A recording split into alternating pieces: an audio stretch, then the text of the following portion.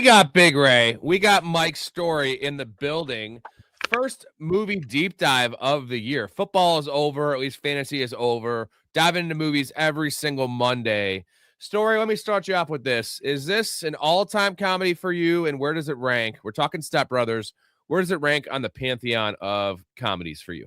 I understand that this movie might not be some people's cup of tea. It could be considered lowbrow, kind of cheesy, kind of stupid in some respects. But for me, this is the most quality, like absurdist comedy that I can remember. So it's top 5 comedies for me all time, and it's probably the most quotable movie in my repertoire. This or Dumb and Dumber for you? Because I know you're a big Dumb and Dumber fan. Yeah, I am a big Dumb and Dumber fan, but this, it's close, but it is this.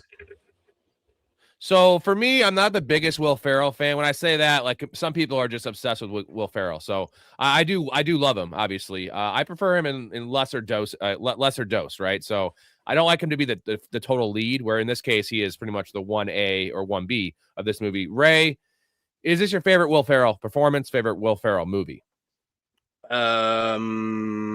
Probably no and no. Oh, okay. What is?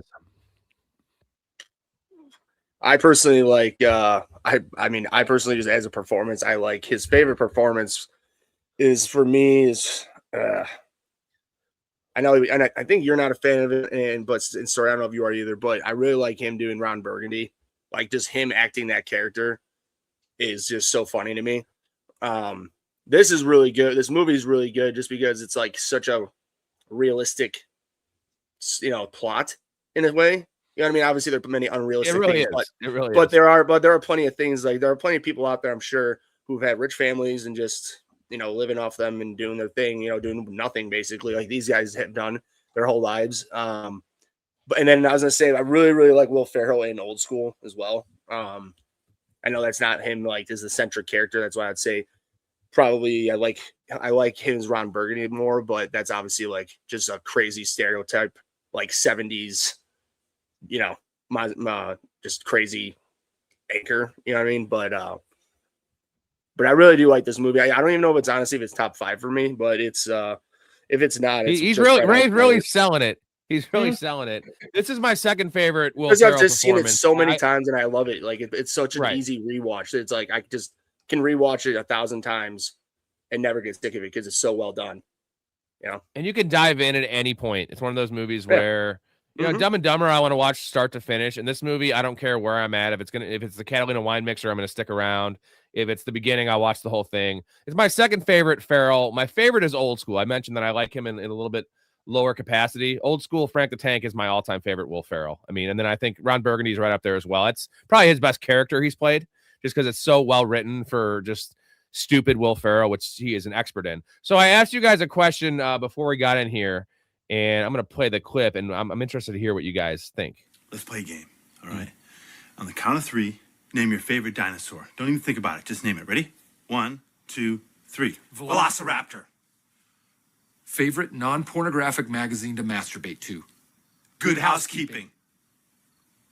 If you were a chick, who's the one guy you would sleep with? John Stamos. What? Did we just become best friends? Yep. Storey, kick it off, man. I want your 3, your favorite dinosaur, your favorite non-pornographic magazine to jerk off to, and then if you were a girl, what guy would you sleep with? So it's Carnotaurus is my favorite dinosaur, favorite magazine, the Sears catalog, and then if I was a girl, it'd be Tom Cruise. Dude, He's tiny. Yeah, but get to sleep with the preeminent action star of the 90s and 2000s. Come on.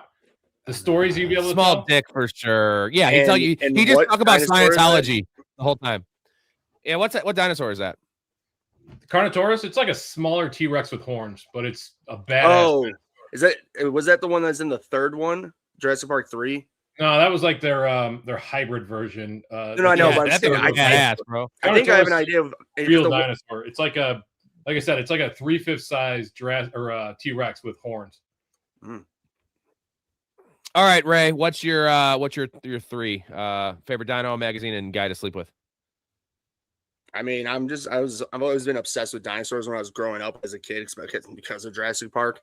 I really don't I have a hard time just like putting down one. Velociraptor, T-Rex, Pterodactyl, Triceratops. But if I had to choose just one, it'd probably be Velociraptor. Even though I know the movies don't depict what they were, but nonetheless, they're still badass birds. And Sports Illustrated swimsuit edition, just easy.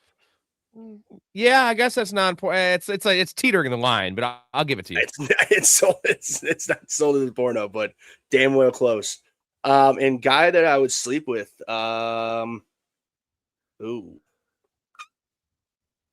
either Paul Walker or Heath Ledger. I'm gonna go with one of the dead guys. Well, they're Hey, I told you I have those are my two like top 5. My dream guys are both dead.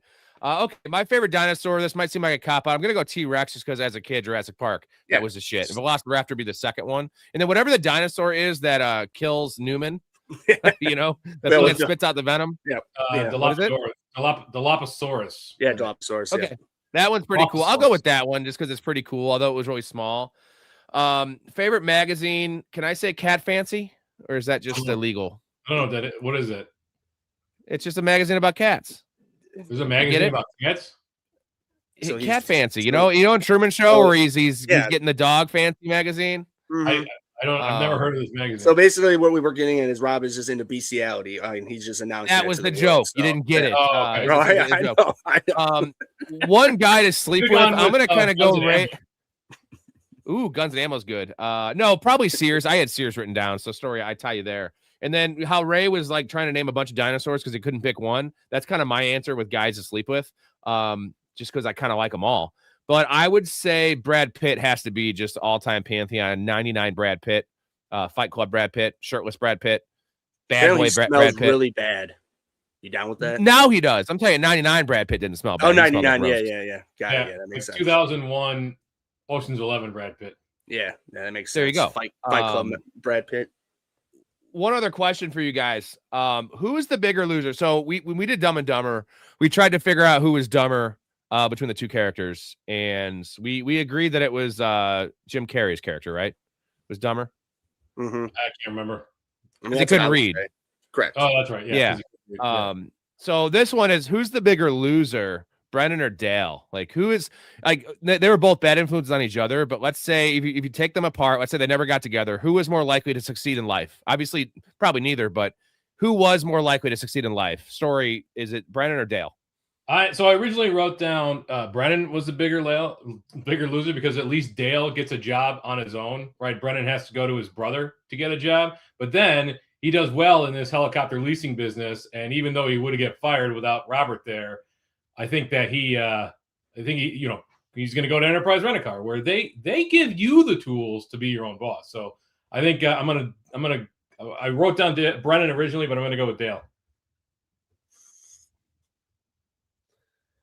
What do you got, Ray? You have a decision? It's a tough one. Yeah. No, I mean, I think it's pretty easy. It is Dale because especially the way that you prefaced it, like if they never met, who would end up becoming successful? Brennan's mom literally made his brother help him. You know what I mean? Like, and when she forced him to do that, like Storey said, he succeeded. Dale literally had no interest and intentions of getting a job ever. You know what I mean? Like, just literally like, he's like, I work with a family job, but you're a doctor. Trust me, I've been telling him that for years. It's like, you don't just just pick up the family business, and your family business is your dad's business, a doctor. Like, that's just not a thing unless you actually. Dale's delusional, to your point. He's delusional. He actually thinks he is successful. Where like Brennan knows who he is, right? He's more innocent, and I feel his like brother Dale reminds him all the time. This is a house of learned. This is a house of learned doctors. Like he thinks he's an actual doctor, and the story says where he beat up the giraffe with his bare hands. Like he's literally just clueless and just has a higher self-worth. Like he thinks he's just better than he is. So I think that alone, his ego would stop him from ever getting a job at Enterprise Rent-A-Car, for instance. So it was a good exercise, and it's a tough one because they're both idiots. Shout out Jason, what's going on, bro?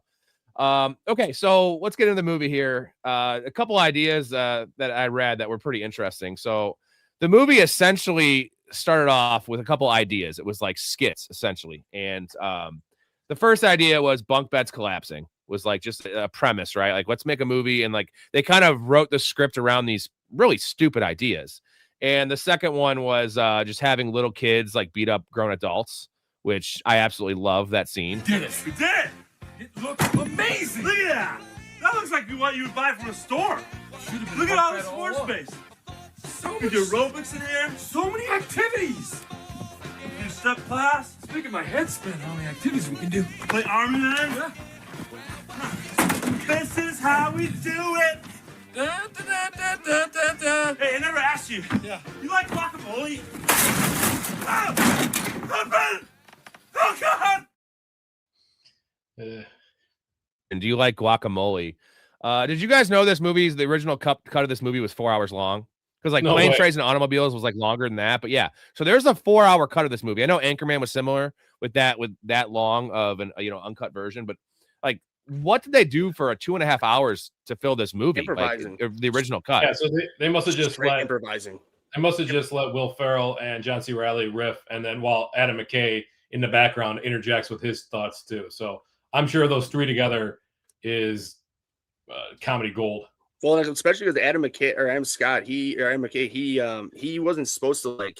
I mean, the guy that plays his brother, that's Adam Scott, or is that Adam McKay? So Adam McKay is the director. The director, and actually. he's- Adam yeah. Scott's the actor, right? That plays his brother. So he wasn't like he got on very late into the production of this thing apparently, and so like, he improvised a lot of the things that he did in it. Like for instance, the whole treehouse scene. Like most of that, he just improvised, like talking about his abs and all that shit. Like, Yeah. it makes I so had a much sense. 'Cause car. This thing was right, but it's crazy. Yeah, specifically, he did say like he made that up. But this is like the perfect movie that it probably is like not that big of an actual script and just like ideas, just let them improvise it. You know what I mean? Because you can tell like where they just like are cutting from like just hours of them just blabbing on. Just like Yeah. apparently Robin Williams for the genie from Aladdin apparently had like 60 hours or some shit worth of taping. You know what I mean? Like insanity. And I'm sure there's Faded, a couple comments I want to get to. Yeah, this is just generally going to be a Step Brothers pod, and every Monday we're going to be doing a new movie. We put it in the Discord up to a vote. I'll put up like 5 movies, and you guys choose what we talk about. We will have some shows where we're going to do like top 10 movie ending, stuff like that. We mix it up. We let you guys choose what we talk about. So just to clarify there. So this movie wasn't a flop per se, but compared to what Will Ferrell had been putting out, it was a little bit, wasn't received that well. Obviously, critically not received well, but didn't make the money it should have. And like, I have a theory. I think this was Will Ferrell fatigue. So I'm gonna put up this list of movies. So like he was just literally spitting these movies out, man. So I think it was Ferrell fatigue. You know how like Jordan didn't win the MVP that one year and Karl Malone got it just because they were sick of giving it to Jordan every year. So I feel like people were just kind of sick of Will Ferrell. So you had Old School, Elf, Starsky and Hutch, Anchorman. Let's see, Kicking and Screaming, which is that soccer movie, which is that one's pretty bad, I think. Got Dick in it. It's got some funny lines. Kicking and Screaming. That's not that bad. That's got Mike Dick in it, right? Yeah. Yeah. That was just a 3-year stretch. Wedding Crashers, Talladega Nights, Stranger Than Fiction, Blades of Glory, and then Semi-Pro. So I feel like leading up to this movie were his 2 biggest flops in terms of like movies Will Ferrell fans didn't really like. I mean, I kind of like Semi-Pro. Blades of Glory is not great. So like those 2 movies came up right before Step Brothers. So you think that had something to do with it? Because the premise is great. Like we already saw John C. Reilly and Will Ferrell dominate together as co-stars. So like, why did this movie not really like hit the mainstream right away? Yeah, I would say that's probably part of it, but I would also say the movie, if you didn't like it, you weren't going back to see this movie. It probably didn't have a ton of lasting power. So I bet a lot of people saw this and was like, this is stupid, this is ridiculous. And then once it started coming out on Comedy Central and TBS, I'm sure it gained a second life there. This is this movie is 2008. So Elf was 2003. Is that right? What I saw up there? That's correct. Wild. Yeah. To me. So, I would bet I bet that's part of it too. I mean, the thing is like it barely made its money back. So for a comedy, the budget was relatively high and it's star power right there. But for it to only make 130 million or so, that's a big dip versus what Will Ferrell had been doing the 5 years prior. Yeah, I mean, it's again, making your money back is always fine, but like when you have Will Ferrell, you expect triple, right? I mean, that's the goal. I want to ask you about, so Will Ferrell's run we just put up there was pretty epic, man. A lot of the same parts, obviously. These comedians kind of just stick in their lane. So I'm going to compare it to Sandler and Jim Carrey. So who is your preference out of those three? Sandler, Jim Carrey, and Will Ferrell. Ray, who do you prefer? If you had to only have one of these actors in your life, let's say the other two didn't exist, you had to choose one, who you choosing? Well, if it was just for comedies, I would say Adam Sandler because Jim Carrey has a more of a wider spectrum, even though Uncut Gems was a badass movie. But I'd still just probably say I'd probably say Will or Adam Sandler. I'm just more of an Adam Sandler guy with his movies and his run that he had. But that's just my preference. Storey, who you leaving out? Or who's your favorite and who you leaving out? This was tough because a lot of my value programming years were the Will Ferrell, that stretch run between 2002 and 2011 or so.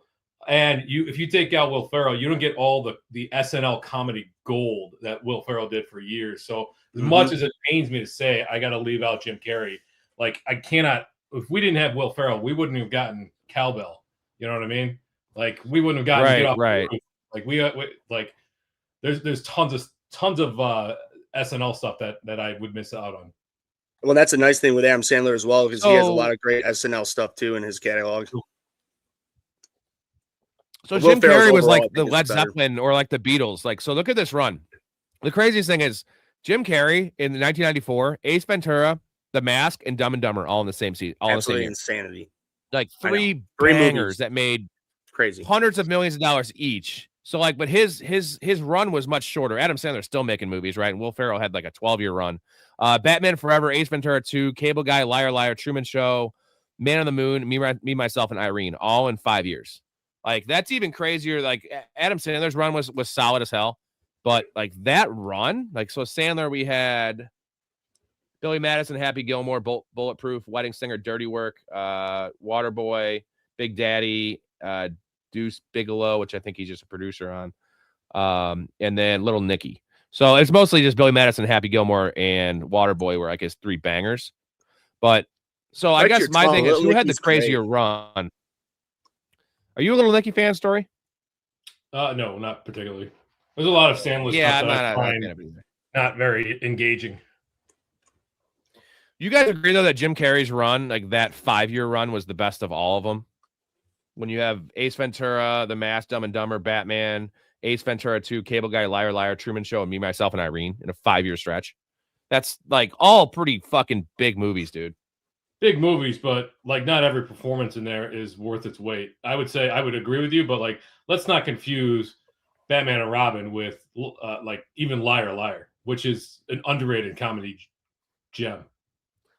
But we all agree that Truman Show is the best performance of all of the like. So you know, Adam Sandler had Uncut Gems, and like there's some other stuff that happens later in their career.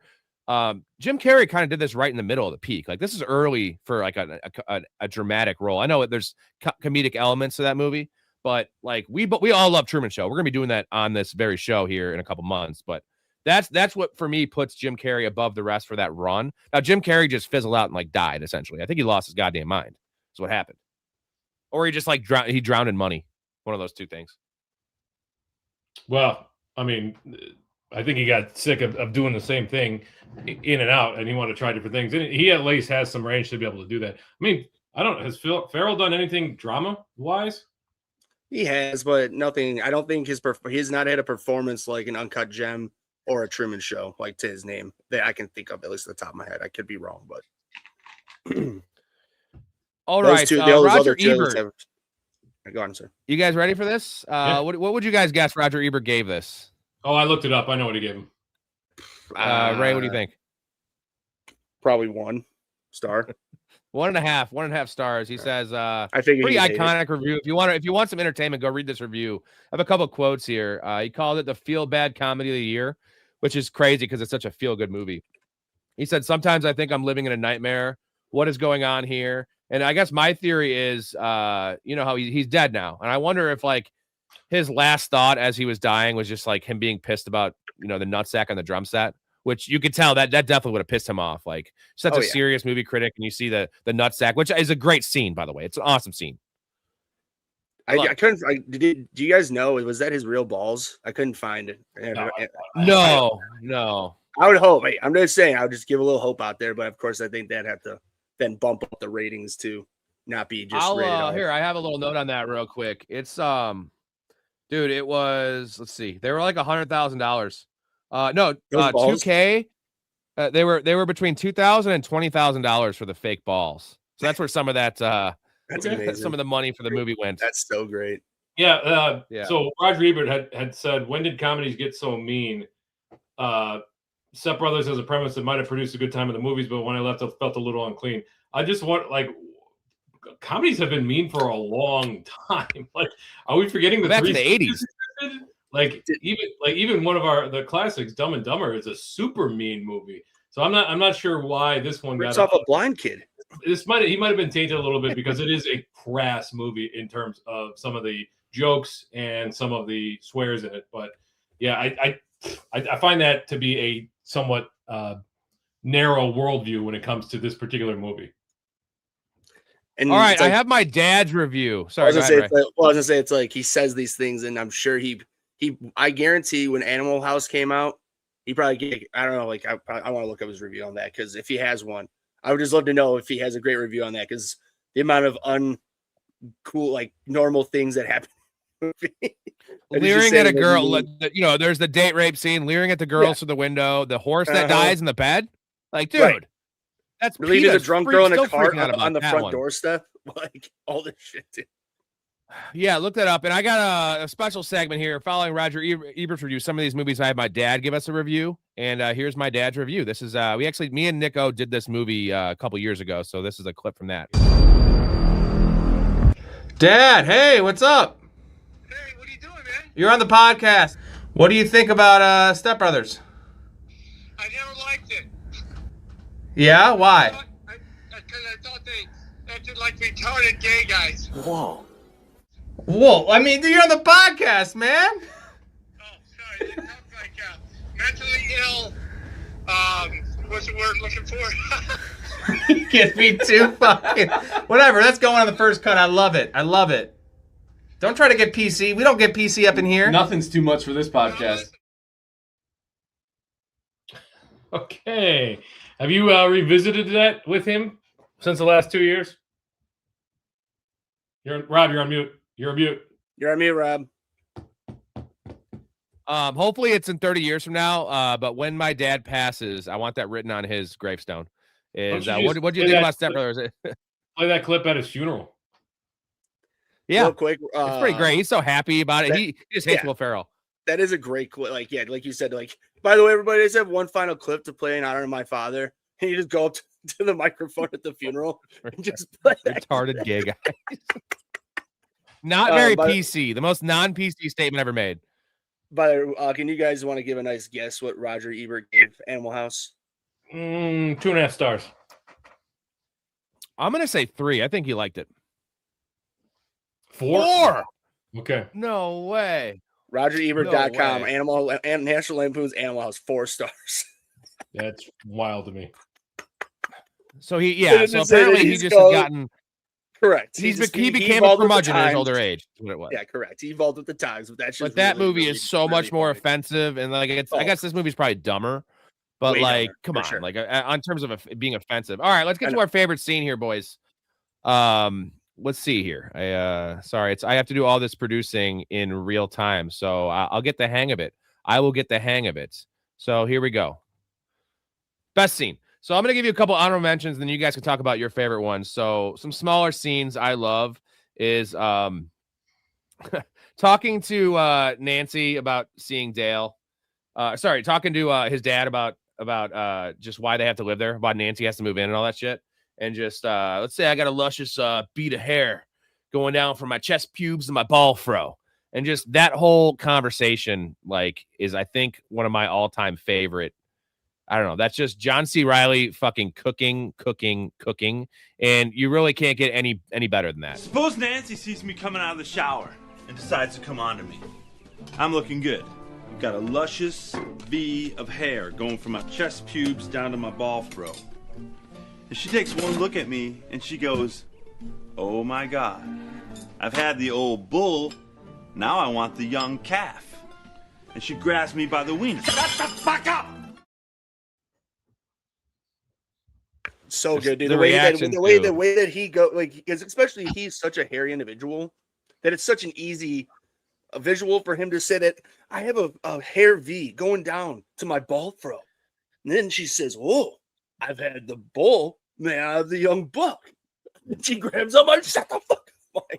Shut the fuck up. Man. Another small one that I think actually might be a top 3 favorite scene for me is the first dinner scene, how awkward it is. And like the little details they put in this movie, which I love, is so good. How they're eating, the parents are eating like salad and fish and like they're drinking like wine and they're just having fucking dino nuggets with their specific sauces, right? And then Kool-Aid. And then Nancy's like, "Dale, what have you been up to recently?" So Dale, what have you been working on recently?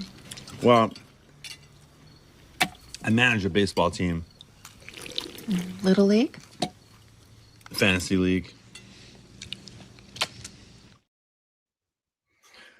Fantasy league. Dude, I was gonna say, like, the reason I love that so much is like the innuendos that those two do while they're eating to make you feel like you're literally watching 2 10-year-olds, even 8-year-olds. If you want, we can go even younger. Like having a first dinner of being a stepbrother situation, and literally everything except the vulgarity that they go on is really basically what you would expect in that same exact situation if they were actually like 8 years old, 10 years old.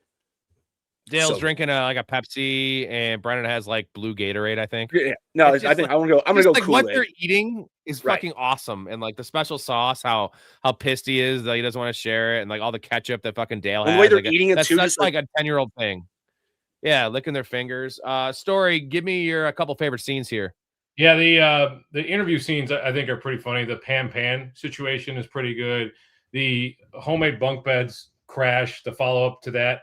I mean, everybody's gonna say the dinner scene, the boats and hoes, but my favorite is probably the first night when they're in the beds across from each other and the insults, they're trading barbs back and forth. Like, I would have loved to be on. I bet people were absolutely rolling on set, had to do multiple takes because of the insults. It's some of the funniest comedy. I do also think when Nancy and Brennan drive to the house, that's intercut with Dale and Robert talking in the kitchen. That's also a pretty good scene right there too.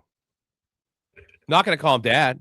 Like, I wouldn't expect you to call him dad. You're 39 years old. Like, I'm not going to. I wouldn't if there was a fire. Ray, what is your favorite scenes?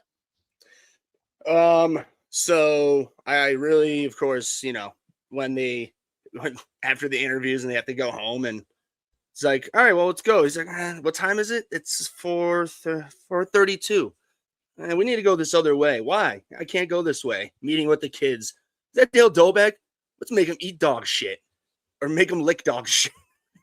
And then, oh, is this your butt buddy? If you're referring to me as butt buddy, then yes, I am. But I have a name, and my name is Brendan Wolf, or whatever his last name is. And then that's when the little gingerhead kid just comes up Brendan and socks him right. Huff, thank you. Yeah, and his nail just socks him right in the fucking mouth.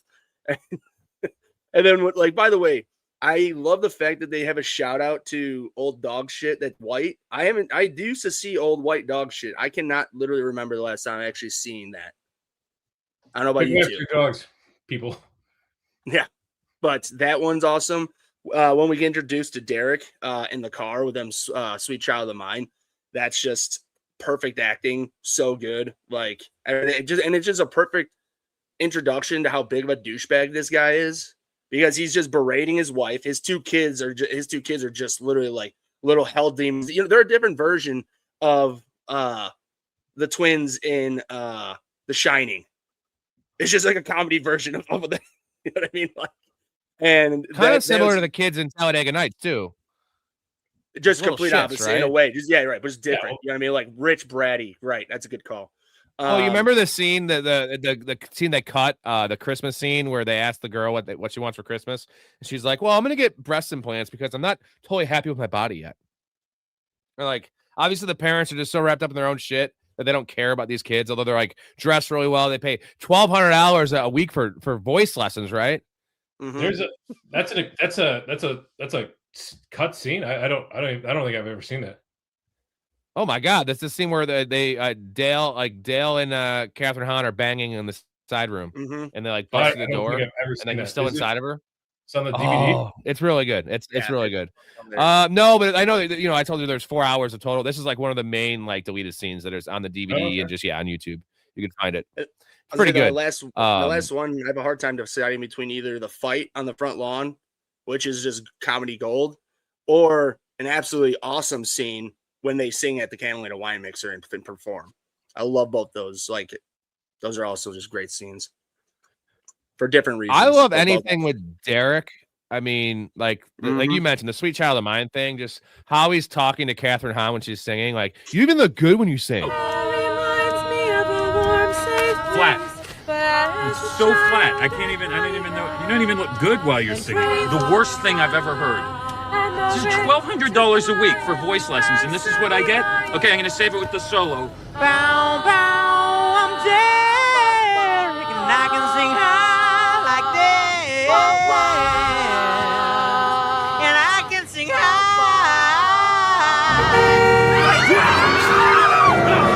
Jesus!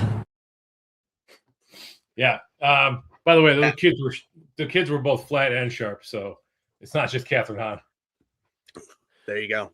I have one late addition I added to this list that I didn't even have originally. And I watched it one more time last night, and the sleepwalking scene is like the culmination of just all the shit that has happened, and like Richard is just so pissed at this point that, he comes back to the Cheesecake Factory. He's essentially about to get divorced, and he's just fed up with all their shit. This is after the boat getting wrecked and everything that's happened. And they just start throwing the presents in, and they bring the Christmas tree, and he's like, I'm gonna wake him up, and just how pissed off he is. And then just the image of him just getting thrown down the stairs with the music playing, and just how old he is. Dude, like, when his head I can hits watch the that bottom scene.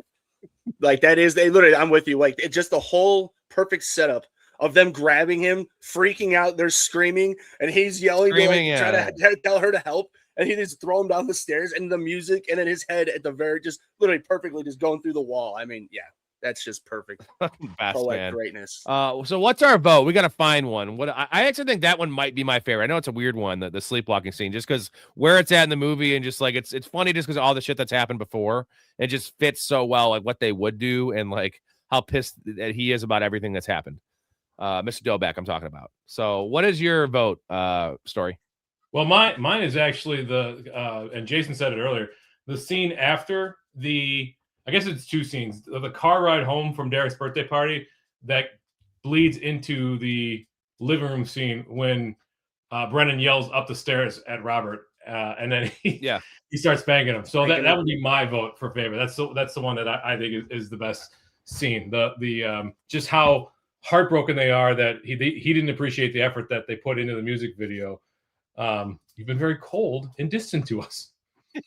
The real question is, are you going to invest? You jagaloons. Asking him to invest after like wrecking the boat, and it's just like, you wrecked my boat, you fucking goo. But besides from the damage to the boat, which we are going to fix, they don't say pay for. They said they're gonna actually fix it themselves, right? He says it much calmer. He said, which we are going to fix. Like it's all good. I mean, for me, I really think I think it's a compilation of just all the. Because I forgot to say that when you bring up the sleepwalking, I think every single time the hardest I ever laugh, because it is just so stupid, is when they are first shown sleepwalking and they just go into the kitchen. I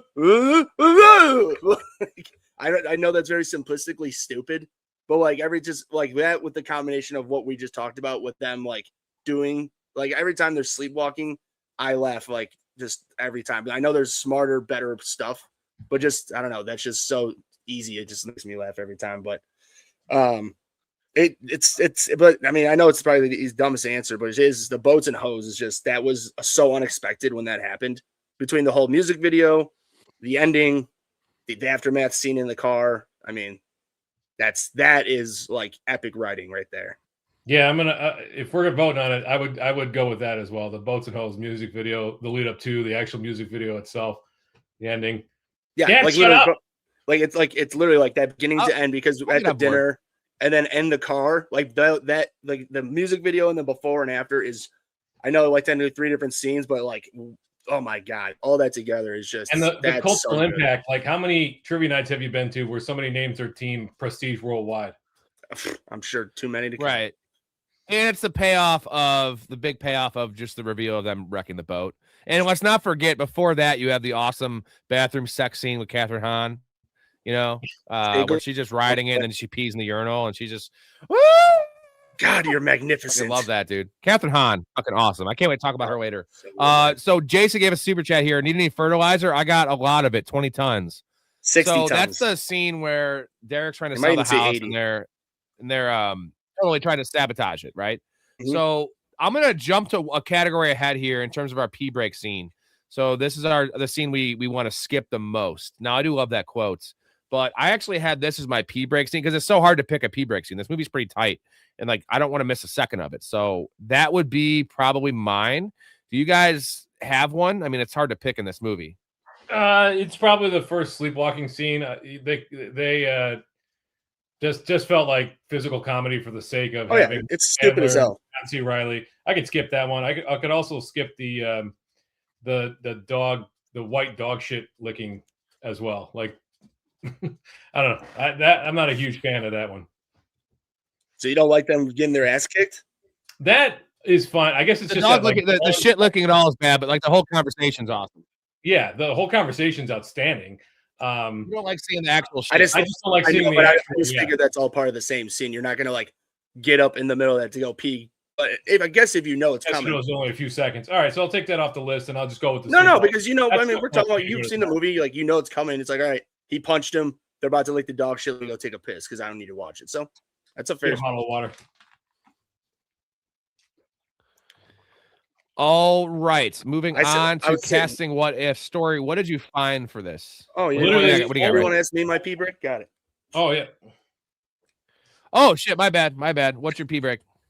I had a hard time. I just chose a lot one going on here. I know. I'm saying I just chose one just to choose one because for the sake of it.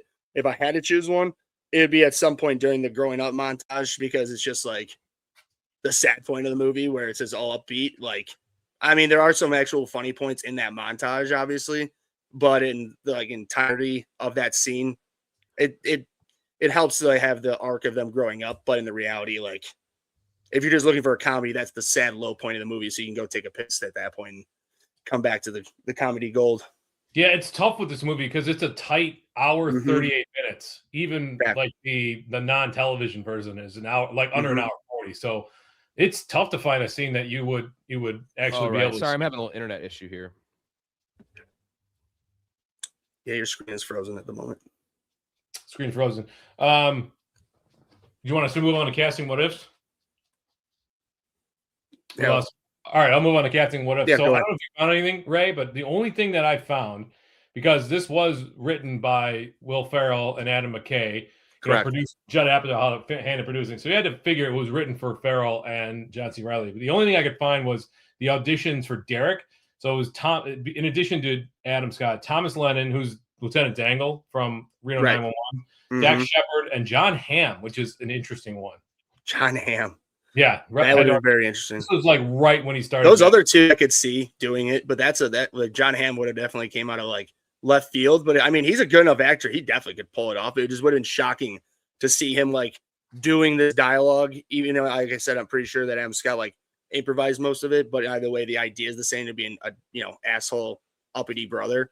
So that would be interesting. But I could see those other guys doing it pretty good. Yeah, I mean, and John Hamm is he's proven he's got. I would have liked John Hamm. At the time, though, he wasn't known as a comedic actor, so that would have been an interesting choice. Because that would have been right around Mad Men, right? Or was Mad Men after? Like right Mad Men. Right. Okay. I was gonna say Officer Dangle would have been pretty funny. Like I was a big 911 guy. But like it's just because when he's done movies, he sometimes plays that like gay guy where he's like a serious sometimes like in the movie like he's like I don't know like I could see him doing a good brother like in this role for that. He's a funny actor. All right. The only one I found was John Hamm, and I go back to the Curb Your Enthusiasm. John Hamm when he's essentially trying to be Larry David. which did prove to me a little bit of John Hamm's. Now, he's not necessarily trying to be too funny in that, but I think he has more range than maybe people are giving credit for. All right, Story, it's your segments. Recasting Couch. Anxious to see what you have here for us. In this segment, guys, if you're new to the show, Story, we're all going to do this, but it's mostly Stories goes out all in on this one. We recast the movie. Are you doing modern day? Are you doing just anything, any recast, or what are you doing? Call it like this would have made sense like 5 years ago, or when did the movie Get Out come out? Like, Get Out was 2008. about during COVID, I think. I think that was 2020. Okay, so that should be a hint that where I'm going with this. So I would go Brennan. I want to go Keegan-Michael Key and Dale Jordan Peele. I think those two together would be awesome. And then for Robert, the dad, I'll go with, remember the dad from Family Matters, Reginald Vell Johnson? I think he would be an awesome, like, fed up kind of guy. The mom, Nancy, I go Angela Bassett, who's an outstanding actress, both serious and comedic. So Derek, you're going to have to say he was adopted, but Sean William Scott, who can play a douchey guy. No questions asked. Alice, I want to go with Amy Poehler. She's got like a ton of comedy chops. And then Randy, who's Rob Riggle's character. I'd like to see what Ben Stiller could do in that role. That'd be good. GT says, damn, Story, all dark meat. Love it. Yeah. By the way, I was supposed to announce that Story last night on the show, we were doing Marry, Fuck, Kill. And for the panel on the show, me, you, and Ray. Oh, bro, and, I forget who it was. You were the one that they wanted to marry, and I was going to get killed. And it was he was going to get marry you because of the security, because you seem like a very stable guy. Like, oh well, I like financial security or like. I think just whatever. Not mental, yeah, mental stability, all the security, and money. Just don't bother me from 11:30 a.m. on Sundays until after the podcast is done. Fair enough. Ray, did you recast this? Not as far as he did. I for the dad wise, I mean, I know he's older, but like if Jerry Stiller, like, that would have been good. Well, I mean, like, I know, but I'm like, but like, I guess like during Seinfeld age, because that's pretty much probably the same age that this guy was during this movie. So that I think that age, like, that would have been pretty funny. For the brothers wise, I thought that maybe like going with the, I was thinking of like, I wasn't just thinking of SNL when these guys, they were on SNL together. Bill Hader and Andy Samberg. I don't know if you guys like those guys. Dude, I love Bill Hader and Andy Samberg. I think that they would be pretty good at that. And this next two would be a little bit difficult because they're not necessarily the same age right now. But if one was a little bit younger, I think it'd be pretty good. It would be Danny McBride and Shane Gillis for a more current thing. Especially, I was trying to think of somebody else maybe other than Shane Gillis. I like Shane Gillis, but I think Dan McBride for sure. And I was trying to come up with like somebody that would be really good with this. I don't know, this type of movie. I could see Danny McBride doing pretty good at it. All right. I want to recast Rob Riggle. Not a fan of Rob Riggle. I know it's kind of a hot take, but give me Zach Galifianakis. Yeah, Rob Riggle's not very funny. No, I'm funny with Rob Riggle. Rob Riggle. This movie kills it. You're out of your mind. Yeah. So do you find him? The only thing that's funny I noticed is when he says boobs. No, I don't find him funny in anything he's ever done. I don't know. He's just not my guy. Don't like him. Dude, he's funny in Hangover. I don't know why. Whatever. I don't think he's very funny. I never laughed at Rob Riggle. In your heart. Bill Hader is much funnier than Rob Riggle. Okay, so Zach Galifianakis for that part. Robert Downey Jr. for Derek. I love Robert Downey Jr. playing that dickish role. Just think of essentially Due Date, what's the remake of Plain String? Yeah, Due Date. Yep, like a younger version of that, Due Date. And then I have a question of, and I know they're dead. Well, one of them's dead. Could Chris Farley and David Spade, would this work with those two? The Tommy Boy vibes. Spade would have to be stupider than he did with Farley. Yeah. He'd have to dumb himself down, but that might make it that much better. It would be like, Joe Dirt type David Spade. There you go. Yeah, if it was Joe Dirt with a Tommy Boy, like those two being step brothers, that could definitely work out some way or another. And then for Robert, go ahead. No, go ahead. Finish up. For Robert, which one would you prefer, Richard Gere or Ted Danson? Now, Ted Danson's a total dick and Curb. So I kind of like the vibe there. Richard Gere might be too serious, but my initial thought was Ted Danson when you said the two names. You think Richard Gere could do this story? Because Richard Gere has some range. What I mean, has he done has Richard Gere done anything? No, that's why I want to see it. That's why I want to see it. Ted Danson's married to Mary Steenburgen. Yeah. And Dakota says a good call here. Adam Sandler and Chris Farley. That would work. I just love Joe Dirt. I think that David Spade can be that little conniving prick. I don't know, man. Last one's Mary Steen. David Spade. Mary Goldie Hawn. Okay. Yeah. She's got to be a sweetheart. It's got to be a sweetheart, right? Got to be attractive. I take umbrage with your David Spade. The dude has been carried in Hollywood because Adam Sandler has run a day camp for his friends for the last empire. Built an empire for his friends. Yeah. Why you gotta say that? Don't besmirch the great David Spade, okay? And I'll take Rob Riggle. I love it any day of the week. Rob Riggle's not funny at all. Get the hell out of here. Rob Riggle. Shut up. I don't think so. Saying "pow" over and over and over. That's the worst part of the movie. Delivery. It's the delivery. How is the? I don't like his delivery. Yeah. If he delivered me food, it would come like an hour and a half later to be cold, and I wouldn't enjoy it. So that's funny. See that's funny. Delivery. That's funny. Did you see us laugh? Did you hear the crickets? No, because you guys are trying to prove a point that Rob Riggle's funnier than me. So. No. All right. Random facts. Story. Kick it off. What did you find out? What did you learn? Anything entertaining? Well, okay. So this is not necessarily movie related, but you know that Richard Jenkins is from DeKalb, right? DeKalb, Illinois, which is really close to where we live. Did you know he's been to the club? Yeah. What? I met him at the club. Yeah. So there's a member who is Richard Jenkins' lawyer. And he brought him to the club for an event once. So I got to meet Richard Jenkins. So that was pretty cool. Nice. What year was this? Was this before Step Brothers, though?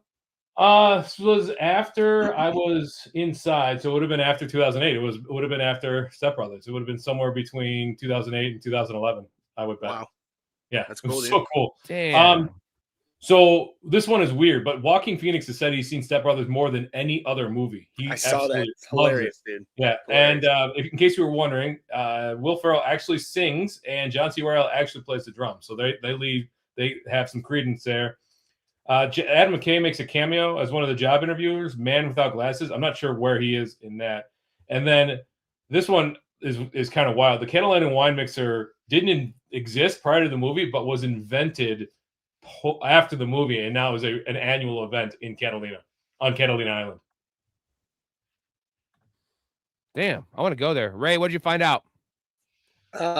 So Richard Jenkins, first off, he completely improvised the entire dinosaur scene. Like that was just him on his ass, which is absolutely phenomenal because that was freaking awesome. Apparently, John C. Reilly and Richard Jenkins met in Chicago because apparently Jenkins worked with John C. Reilly's father. So John C. Reilly met him when he was like 6 years old.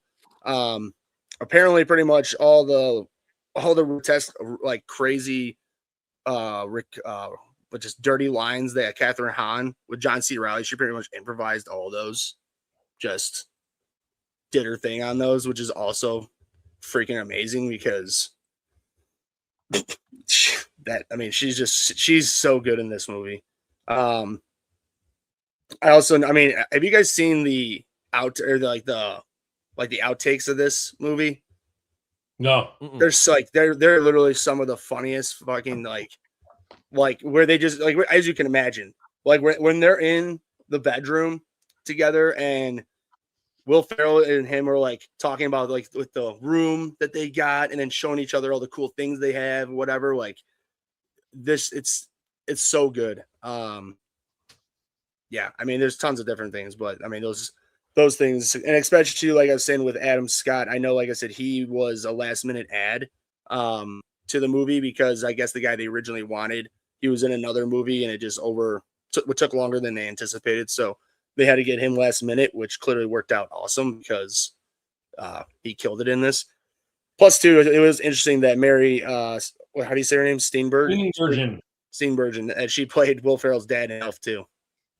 Dad? She's a tranny? Well, maybe, I guess not, but yeah, his mom. That's pretty funny.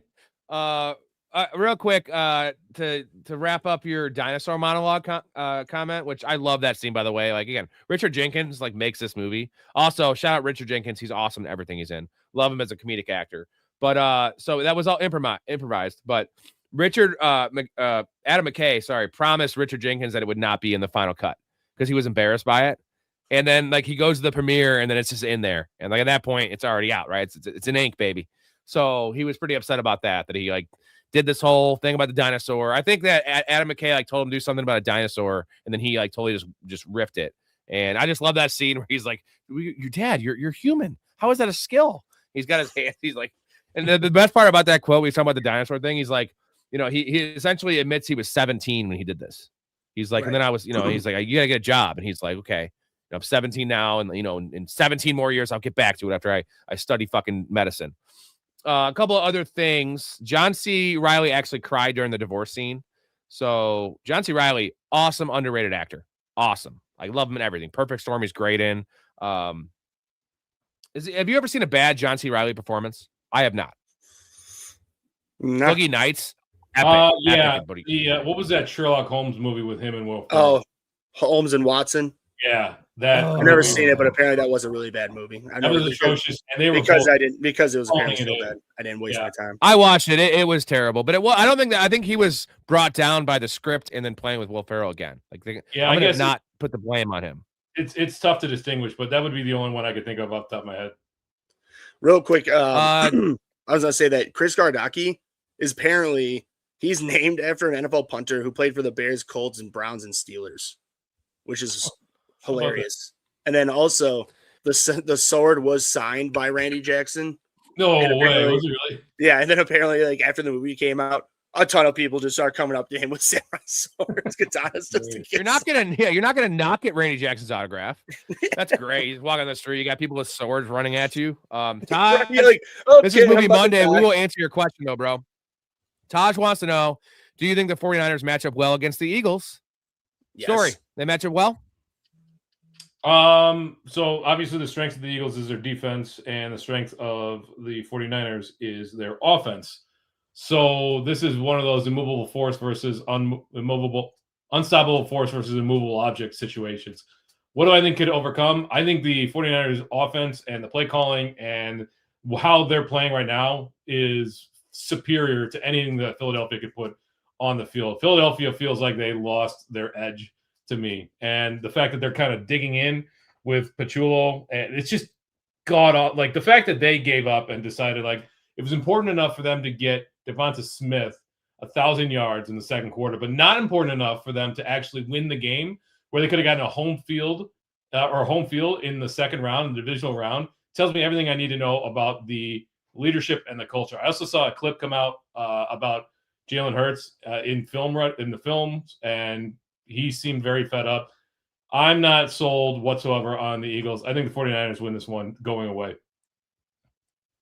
Right? I'm with him. Yeah, I'm with you, Story. The Eagles have definitely been on the downturn. Honestly, since that Black Friday game with the Bears. I know they weren't playing all that great before that, but they really haven't seemed to recover from that game. And just haven't been able to seem to get their mojo back. Their offense continuously seems to look bad. It doesn't seem to like their defense seems to be coming together from where it was, mid-season. But I'm with Story that the offense, like for the 49ers right now, is clicking so well right now. They're getting healthier. Plus that defense is playing pretty opportunistic right now. So I think that the 49ers should be able to win decently easy. When I say decently, like 10 points ish, yeah. Give me the points and give me the money line on San Fran this weekend. All right. Step Brothers, back to Step Brothers. Overacting award. Now we're getting some fun categories here, gentlemen. So I have two nominations here. Richard Jenkins. I feel like just the way he's screaming and just sometimes he's dialing it up a little bit too much. And then Rob Riggle. I think Rob Riggle's a winner. Overacting. He's terrible. There you go. What do you guys have for overacting? Oh my God, you're just a piece of trash. Adam Scott. I'm going to go with Adam Scott. He would I understand that's how the character. It's tough because this is how these characters are written, obviously. But this techno douche bro with Adam Scott, it's just a little over the edge for me. It's tough to this one is a tough category, but this is what I'm going to go with. Oh no, Rob Riggle. Dakota, thank you. Marine, Thanks, man. Dakota. Dakota knows balls, all right? He knows balls, movies, So actors. He knows comedy. So my overacting award, I do also have Rob Riggle because every time that they have him on the screen, but it's on purpose, Rob. Like he's overacting because they want him to overact. They want him to be the most absurd. Well, maybe. I mean, it's pretty obvious. I'm gonna notch him down like Kobayashi. Like what the fuck? Who the fuck comes up with that? You did it so much better than him. You're funny, dude. That's funny. And Catherine Robert Hahn, Riggle. bro. Every time Catherine Hahn was on screen, she just absolutely killed it with her comedy and just the overacting of the dramatization of her love towards Dale. That Adam Scott just hates her so much that he would sort of be like, why are you asking about him? Even though she would literally, if he paid any attention, she was basically like drooling over him. You know what I mean? But she just hates him so much. He hates her so much and just doesn't care. So it's, I think shove you in a little ball and just shove you up my vagina. Every time you so move, you'll be safe in there. It's all warm and your little hairs. All right, Heat Check Award. So I'm gonna give you guys a couple nominees. I think I'll cover everyone here, and you guys pick. So the little kid bully, who is pretty awesome. Alice, I think Alice personally is the winner, but that's Catherine Hahn. She's going for it in every single scene. Horatio Sands, the Billy Joel cover band singer, is just awesome. Like we strictly do 80s Joel, sir, and then calling the guy's wife a skank hooker. Late 80s Joel. We got to get into that in a second, but pretty funny. And then Derek, I have a little note here on Derek. So you know how like the douchebags, they'll give you nicknames like for no reason, and they'll give you a bunch. So he calls Mr. Doback Bob, Robbie, and Bobby in 3 different scenes. So he's calling him a different name every time, like essentially like pet names. Like he calls somebody instead of Kimosabi. just Robert. He calls somebody Kimosabi. Yeah. So that's John C. Do you have any other nominations to make? Yeah, Randy, Rob Riggle. That's my vote. I have Rob Riggle on there as well. Off of that. I had Catherine Hahn, Rob Riggle, and Adam Scott. So Derek, Alice, and I don't know that you like. I can see Catherine Hahn being heat check, but I don't. Derek is too integral a part in the movie for me to be a heat check player. But in reality, he's probably so honestly. what about Horatio Sands? That's good. I mean, secondarily I would go with Horatio Sands, but dude, I'm sticking with Rob Riggle. I'm probably he absolutely nails it in every single scene that he's in.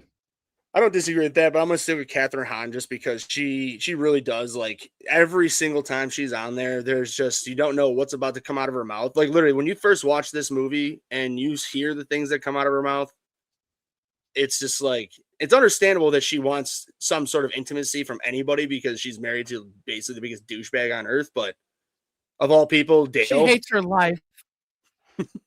Yeah. Why was Catherine Hahn not a bigger star? Story? Because Amy Poehler and Kristen Wiig, for instance, like they are all the noise, and like I think Catherine Hahn is way funnier than both of them, dude. So every time I see Catherine Hahn in a movie, Amy Poehler's got the Parks and Rec juice. And have you watched Parks and Recreation? No. Okay, first of all, it's hilarious, and Adam Scott's in like seasons 3 through 7 or 8 or whatever they did. He's great in it, as is what's his name? Basically like an SNL office is the way. Yeah, Rob Lowe's in it too, and he's hilarious. But Catherine Hahn is in probably 3 or 4 or 5 episodes, something like that, maybe half a dozen, and she absolutely nails it. Like she plays a straight-laced like election consultant, but the way she delivers, she's so much better than the town that she's in, and the way she delivers it is awesome. I don't know why she wasn't a bigger comedy star. Like she was. She might have had a kid or something and like taking a step back. That's the only thing I can think of. But like for me, the Kristen Wiig thing, I just don't get. I was watching The Martian the other day, and Kristen Wiig pops up in that movie as like the PR girl, and like, dude, she's not funny. Like she's kind of funny in Knocked Up when she's like playing that straight lace, like take whatever you weigh and like subtract it by 20 pounds. She's like a smart ass. But like I don't find Kristen Wiig funny at all. Like her and Rob Riggle are my anti-spirit animals. Don't like them. I was gonna say, I know that Catherine Hahn, she dipped her toes into Marvel. She got her own series in Marvel. On Disney. You can say it all you want, but how much money she fucking makes from that. So roll your eyes and say that all you want. She's laughing your ass to the bank, my friend. Yeah, it's fine. Cool. Congratulations. Man, hey, give her more respect so she gives us money to fund us, all right? Yeah. Dude, Maybe she will can, with say that money, like go take some comedy classes. I'm not a huge fan of Bridesmaids, but Kristen Wiig is probably the best part about that movie, outside of John Hamm. Actually, John Hamm's pretty damn good in that. And then Catherine Hahn in We're the Millers absolutely slays me. So good in that. Oh, I was gonna say Kristen Wiig is good in Knocked Up. The little bit of Knocked Up when she's that exec. Yeah, when she's that's good. I really don't care. Her whole job.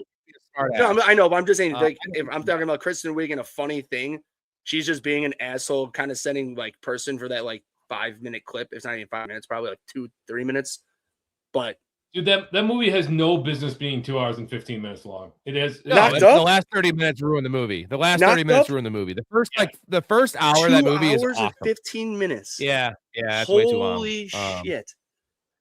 Can we talk about the Horatio Sands, the Billy Joel cover band real quick? And just why are they so like why is it only late 80s Billy Joel they cover? Like that's such a specific like do all Billy Joel or do like all late 80s. Like so they're only playing like 2 albums of Billy Joel. That's all they play. That's all they know.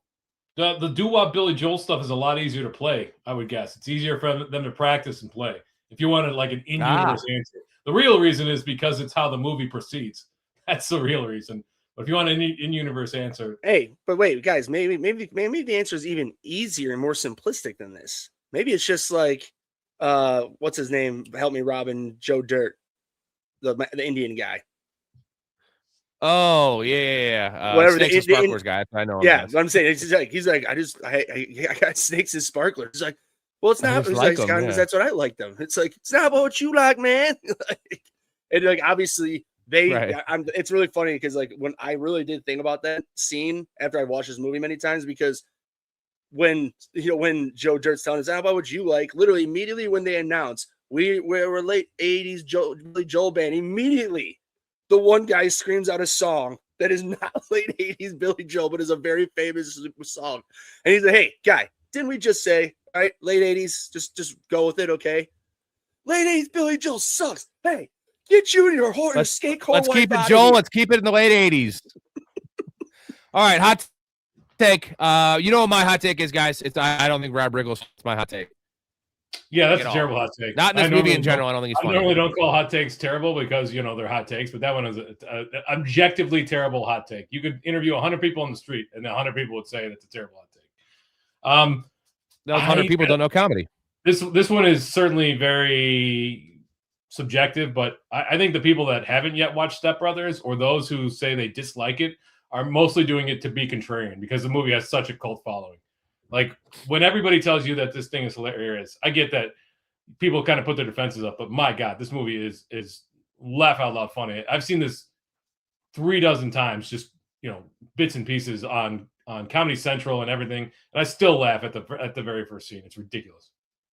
Well, not just the Cubes, but we had Chris Daughtry, Jeff Probst, Super Chef Bobby Flay. I mean, it was insane. I mean, it was almost too much. Yeah, we were down in the southern part of the Gulf fishing bonita. Robert, have you ever been down to the southern part of the Gulf on the bonita run? Always wanted to. I heard it's amazing. It is. It's gorgeous. Are bonita fish big?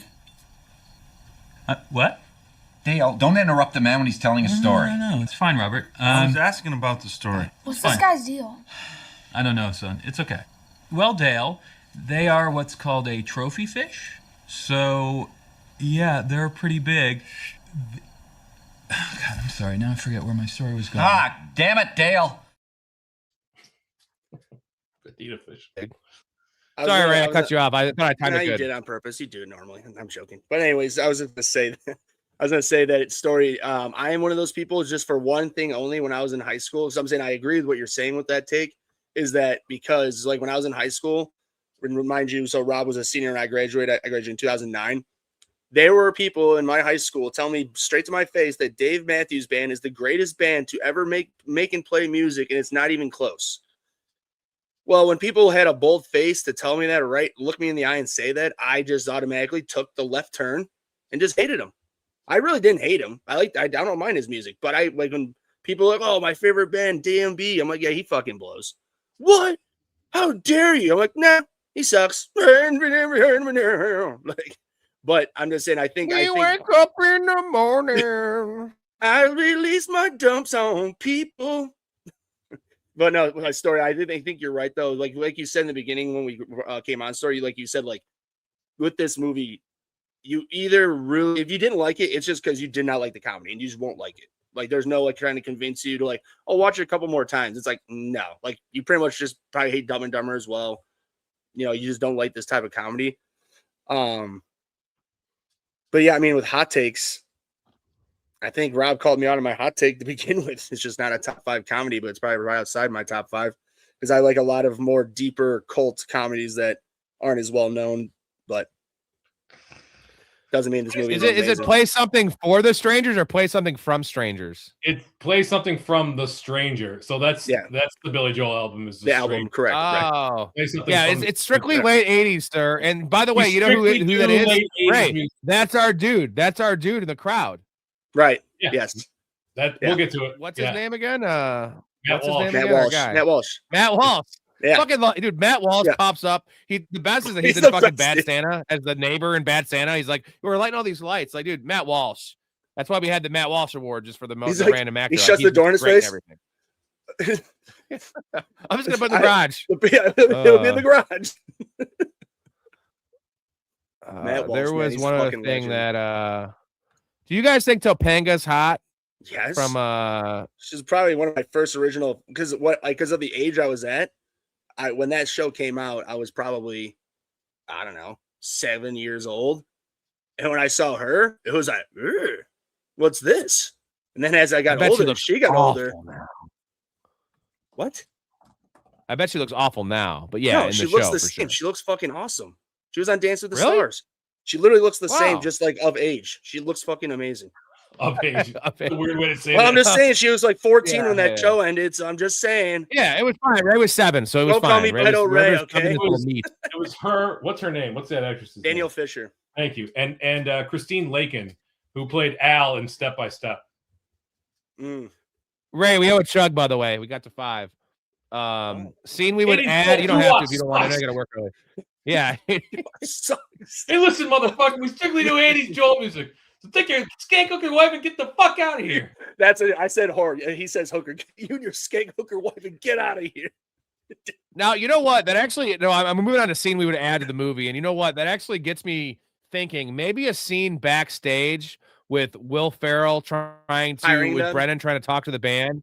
Just, something like that where like that comes up. But my actual answer was it's actually a scene they have in the movie. It's the one that you haven't seen, Story. You have to go back and watch. It's the Christmas dinner. That's the dinner where they announce that they're getting divorced, right? There's like a scene before that where Brennan goes and bangs Catherine Hahn in the side room and the door, like the dual doors bust open. And he's inside of her. She has a skirt. And he's like, she had a cramp in her back, so I'm helping her out. And he's like fucking her. Awesome scene. So I just wanted another sex scene between Catherine Heigl. She's gross. Catherine Hahn and Dale. So that's my scene I'd add to the movie. Pretty perfect movie, though. I'd add another scene of Dale and Brennan trading insults. Doesn't have to be very long, but I would like to see another one of those two just going back and forth at each other. This is a house of learned doctors. You and your mom are hillbillies. Ray, you got a scene to add? What's up? Yeah, I know. Yeah, you have a scene to add? Yeah. I just said that having some sort of when they were. Basically, when I would say when they were trying to some way or another, I'm still trying to decide where they should add it in the movie. Maybe when the two parents are talking together as to why the kids are the way they are. But I just would love a quick little flashback to each one of their jobs they last had and seeing them fired and why they got fired. You could do that in under a minute, like a 30-second clip of each, and just add that in, like. Because obviously, so Enterprise, seeing, Brandon get fired from that, and then Dale's job, God knows when last he had one. I just think that'd be funny because, like, I would just love to see a reasoning, like, you know what I mean? Like, Brandon just not showing up and sleeping in, whatever. You know what I mean? Like, yeah. Story, we have a request for you. You have to read the quote, the liquid paper on a bee, and it died. Putting in the man hours to study the science of what you need. Last week we put liquid paper on a bee. It died. It's just so fucking stupid. The pictures they have in the little slideshow too of like, there's one with a dog in it. Like, it's just the big so syringe. Fucking dumb. Putting in the man hours to study the science, what you need. What was this from again?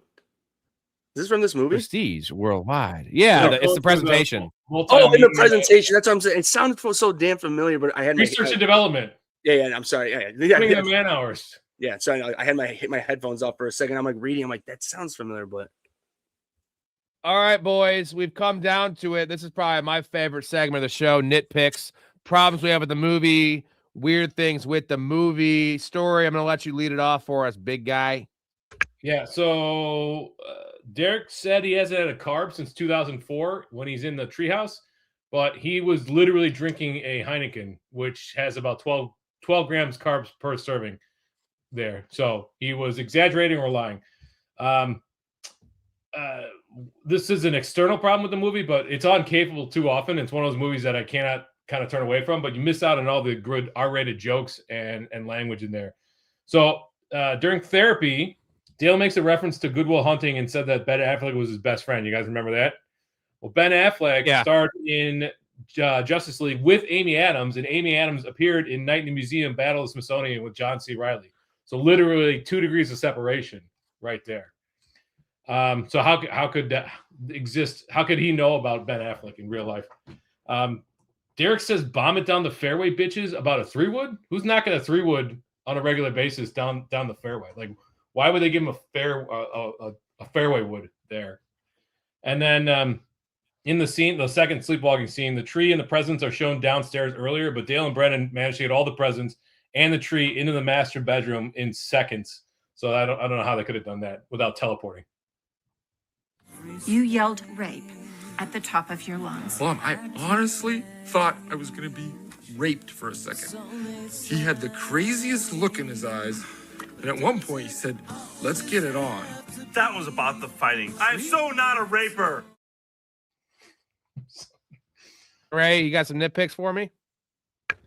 Yeah, number one, 0% chance that they don't get in that car crash and all die during singing. Especially like if you like actually take a good look when they swerve, like they make it really close. I have a feeling they might have like done that scene a couple times to try to get the car almost crashing.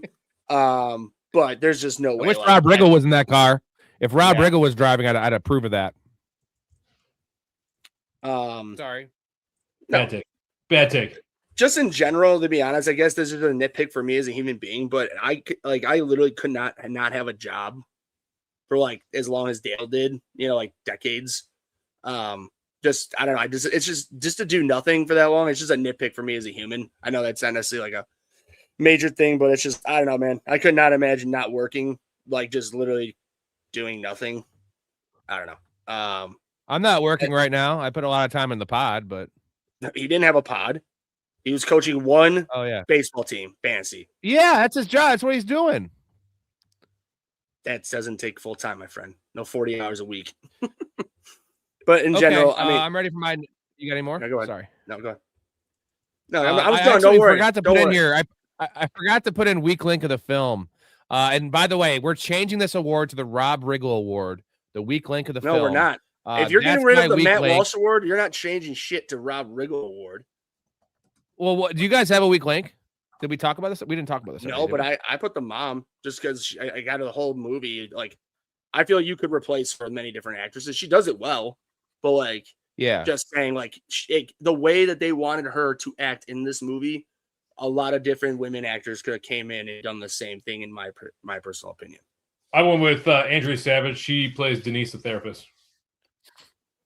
Yeah, pretty hot, but nothing special. Yeah, as long as you find another good-looking woman who can just do the monotone, just like, well, that, very calm, like that just has nothing to do with anything. That's just delusional. You don't know me. I want to make bank, bro. I want to drive a Range Rover. When he says that, you can tell he's like thinking about it too in his head. Yes. He's like, what would be an acceptable answer? My brother I'm trying to get the parents back together. No, like, what do you know? What wants his brother to hear? Like, yeah, man. I want to make bank, bro. I want to get girls, bitches. I want to drive a Range Rover. if I ever have another job interview, which hopefully this podcast works and I won't have to, but I'm going to get interviewed. I'm going to film it just for the show, and I probably won't get the job. But they're going to ask me, like, why do you think you're qualified, or why do you want this job? Be like, I want to make bank, bro. I want to drive a Range Rover and see if I get the job. And maybe, hopefully, if they're a Step Brothers fan, they would fucking hire me. Yeah. You very well could. Because I'm saying, like, what's the difference of you walking in and a guy having a Chicago Cubs thing on, and you're like, oh, hey, the Cubs, or like 311, you know? We love 311. That'd be more of a deep dive thing, like, ooh, 311. The guy's like, yeah. Rrr. All right, you guys ready for this? This first one's huge. So, you know the talent show thing where they said that he has a mangina, right? Brennan has a mangina. So it's impossible because Derek couldn't have won the talent show with Ice Ice Baby in 1986 because the song wasn't released until 1990. So the movie is 2008, and he is 39 years old. So 22 minus 2008 is 1986. So well, the song isn't even out yet. Do they ever say what year the movie takes place? Maybe it takes place in the near future, 5 years in the future from 2008. No, it's not a futuristic movie. Don't nitpick my nitpick. Okay, all right. No, I think they didn't think hard enough about it. You know, they didn't do the math long enough, so it's a continuity error essentially.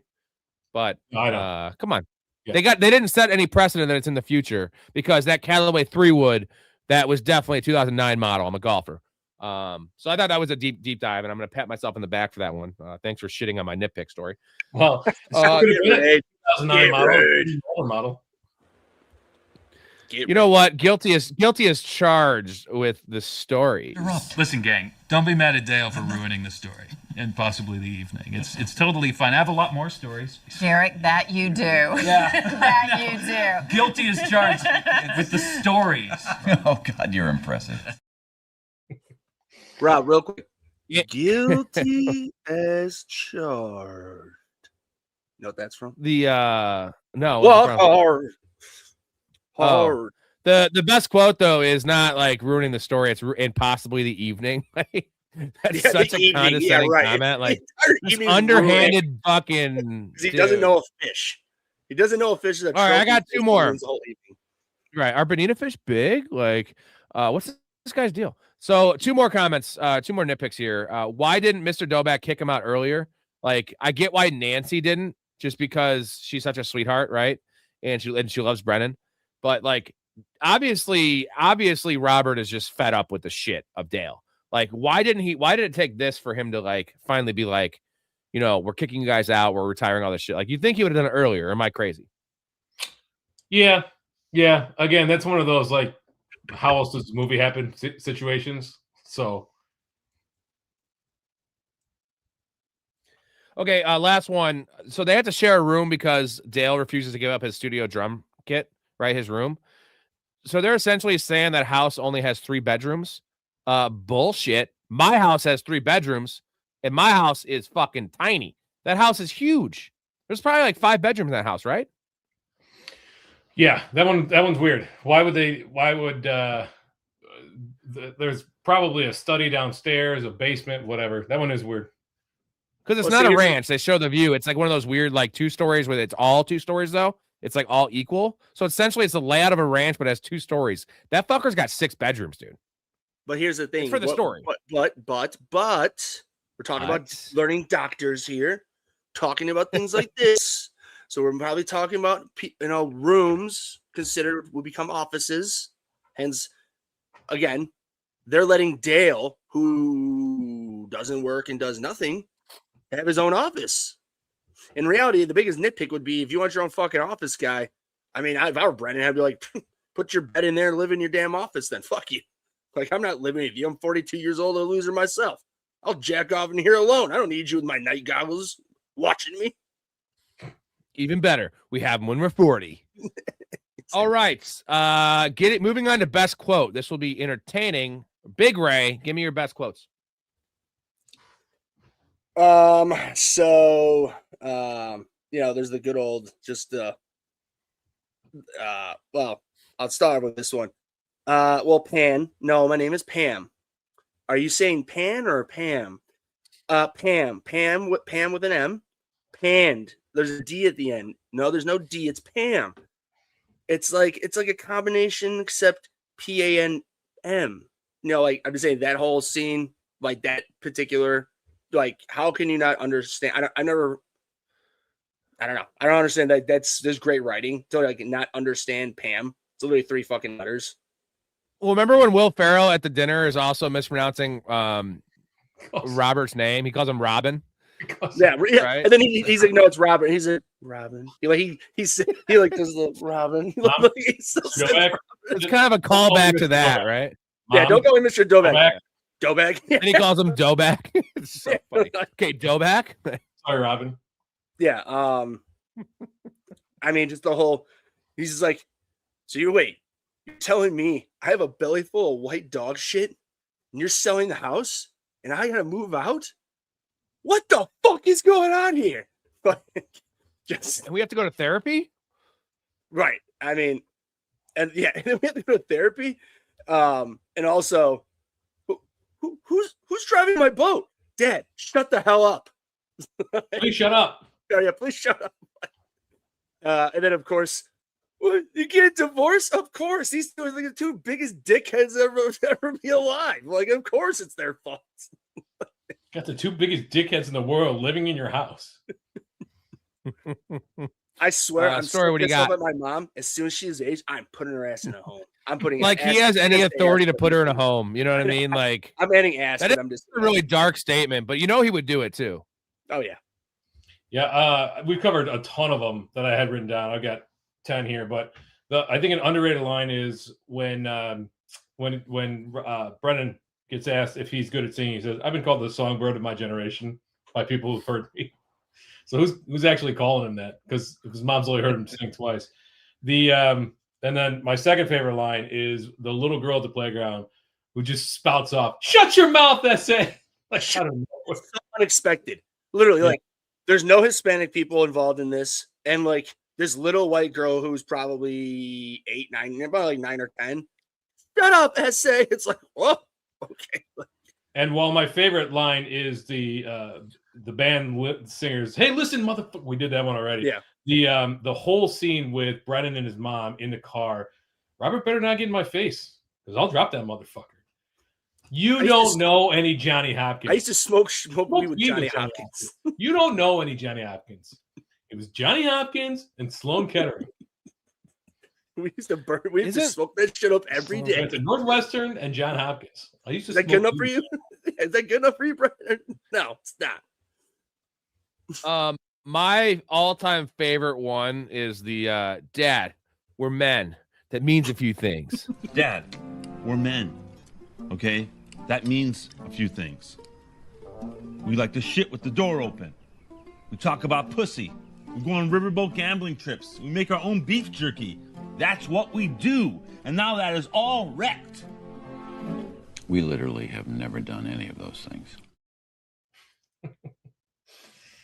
Making shit up, like what he thinks men talk about and do. Well, and dude, by the way, I really feel like that really had to have been a major guy, like roommate quote for a long time, especially when guys would move out to get in and either to move in with their girlfriends, and basically more importantly that, like, hey guys, time's come, I gotta move out, next step.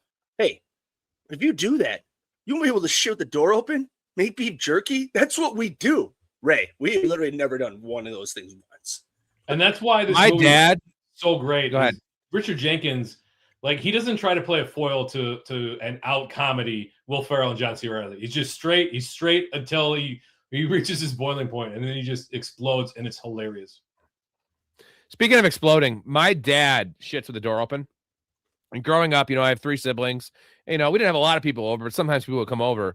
And, we had 3 bathrooms in the house, but there was one on the bottom floor, which is in the main hallway. And he would just it was a small bathroom, just a single bathroom, no shower. And he just shitting with the door open, dude. And like, he didn't get his house, right? Which makes sense. But like, as you said, it's my house. Like, I'm shitting with the door open. I'm like, why? Like, he actively like prefers to shit with the door open. Pretty because awesome. He doesn't want the stink of his own to encase him. Oh, that's a good one. All on you. The fucking Catalina wine mixer is just like a thing people say. Did we just become best friends? And then why do you have Randy Jackson's autograph on a martial arts weapon? Just like, you're not going to not get Randy Jackson's autograph. And then the drum set scene we touched on earlier, but just and I know the Cops doesn't start till 4. Hey. Hey, Why are you so sweaty? I was watching Cops. Not supposed to have your feet on the couch. Fuck you, Brennan. I know you touched my drum set, and I want to hear that dirty little mouth admit it. You get out of my face, or I'm gonna roundhouse your ass. You swear on your mom's life that you didn't touch it then. I don't have to swear to shit. That's because you fucking touched my drum set, because I know Cops doesn't start till 4. Because I'm gonna put my nutsack on your drum set. Okay? If you do that, I am warning you right now, if you touch my drums, I will stab you in the neck with a knife. Also, I was literally right before you said this thing. I was literally about to say, "Why are you sweating?" I was watching Cops. I feel like that's a very, very over like not in a bad way, but people use that quote all the time, just in friendship things. Like that's a very Cops is a great show. Cops is a great show. Bad boys. Typically in Jacksonville. All right, unanswerable questions.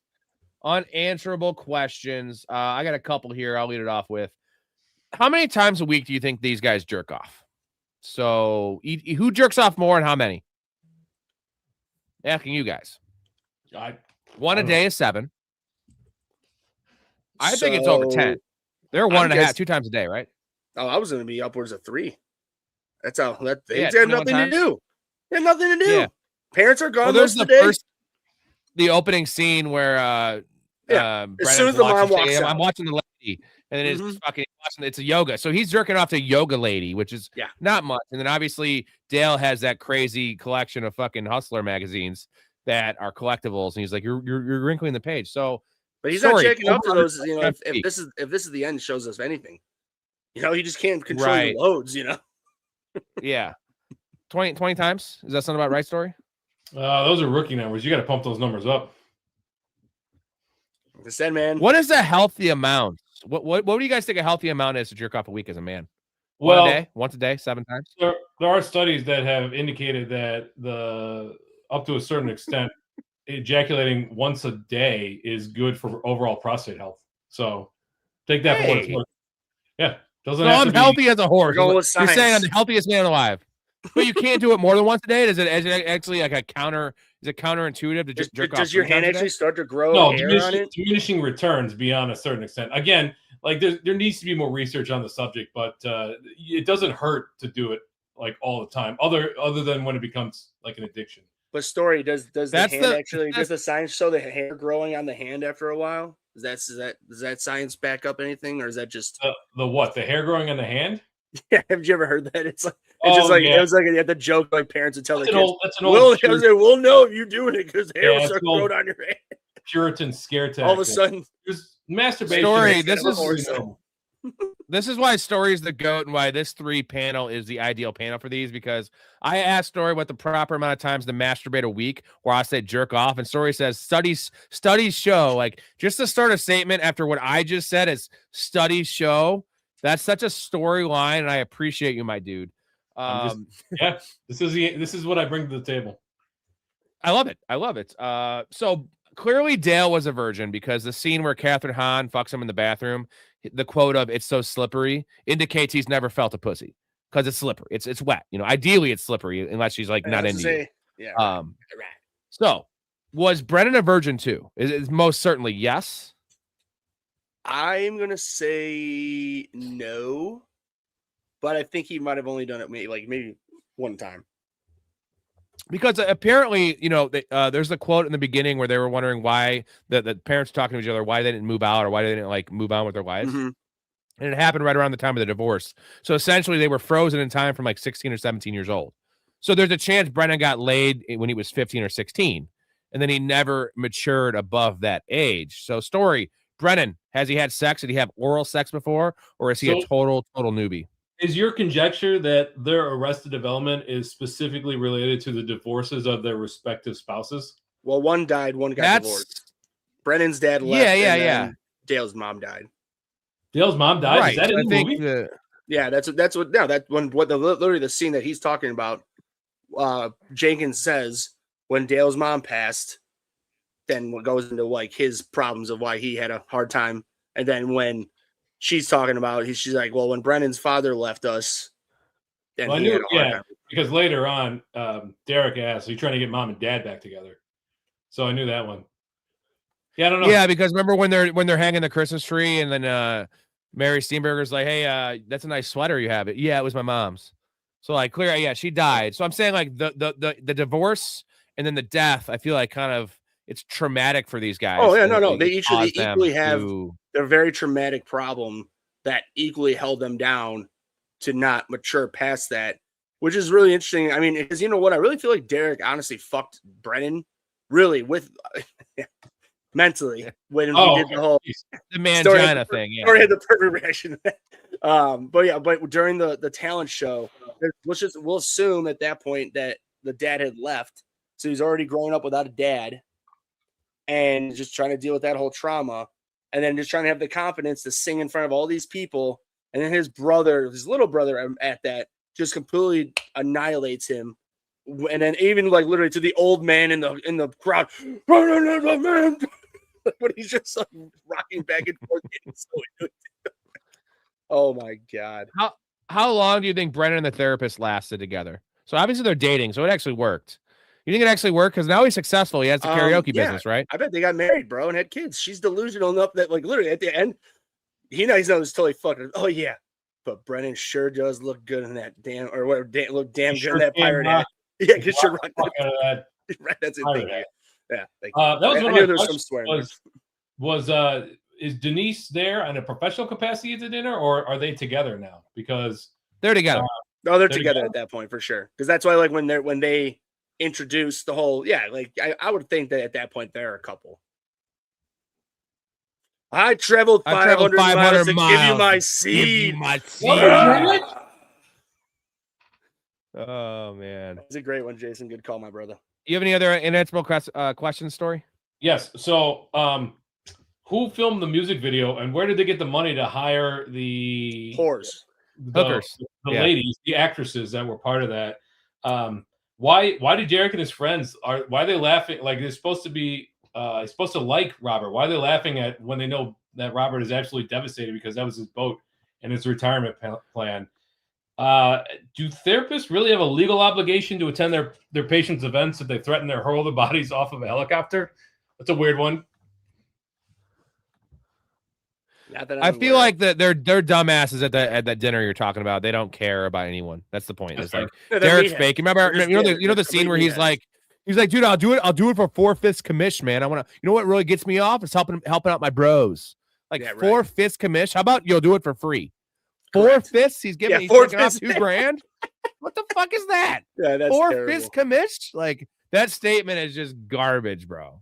So garbage. My biggest question then is nature versus nurture. Are Dale and Brennan the way they are because of they were just born that way, or is it because of the way that they were raised? And this is the ultimate sociological question, right? Nature versus nurture, and what effect that definitely the parents did have on people's development.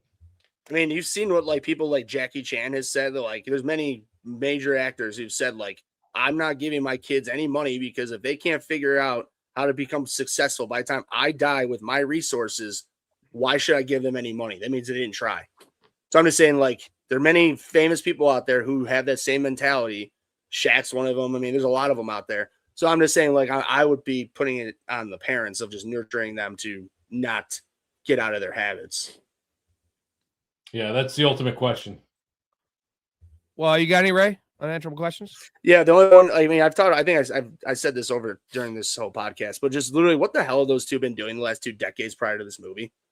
Just in general. Playing like Guitar Hero, watching the yoga lady, jerking off, making nachos. Like, again, I guess I know I'm not the perfect person by any means of the fucking whole notion of it, but dude, when I fucked my shoulder up, Rob, like 5 years ago, dude, and I was off work for like 6 months, bro, I was just like, okay. I watched enough TV, played enough video games. It's like smoked enough weed. Like, what the fuck else am I doing here? Like, I'm just saying. Man, I know. I know. There's Story. I get it. There's generations of families who have never worked. I don't know. I don't get it, but I just feel like it just gets old after a while. You want to do something. I don't know. So that's just one thing. Again, I said an unanswerable question for me because I personally just can't. And I know you two would probably be the same thing. Rob, I know you say you're not working, but you are working. You're doing something. You're putting effort into doing something. You're not just sitting at home not doing anything. So. And I jerk off a lot. So I think that's the answer. Is they're yeah, just you're jerking rookie. it. You don't got rookie like numbers. Their dicks are chafed. Yeah, I just know how to treat it so it doesn't chafe. You know what I mean? Story. Sorry. Any last questions that you have, or are we moving on here? Moving on. Okay. What's age? Jason has a super free boat ride you can get anytime with Tatis on it. What does that mean? Tatas. He means Tatas.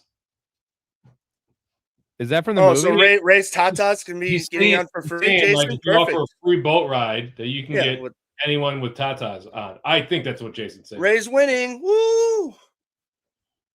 Ray, you got some luscious boobies, bro. I don't have any. I have a belly. I don't have boobies. Oh, you Story, you don't really have you don't really have tits, do you?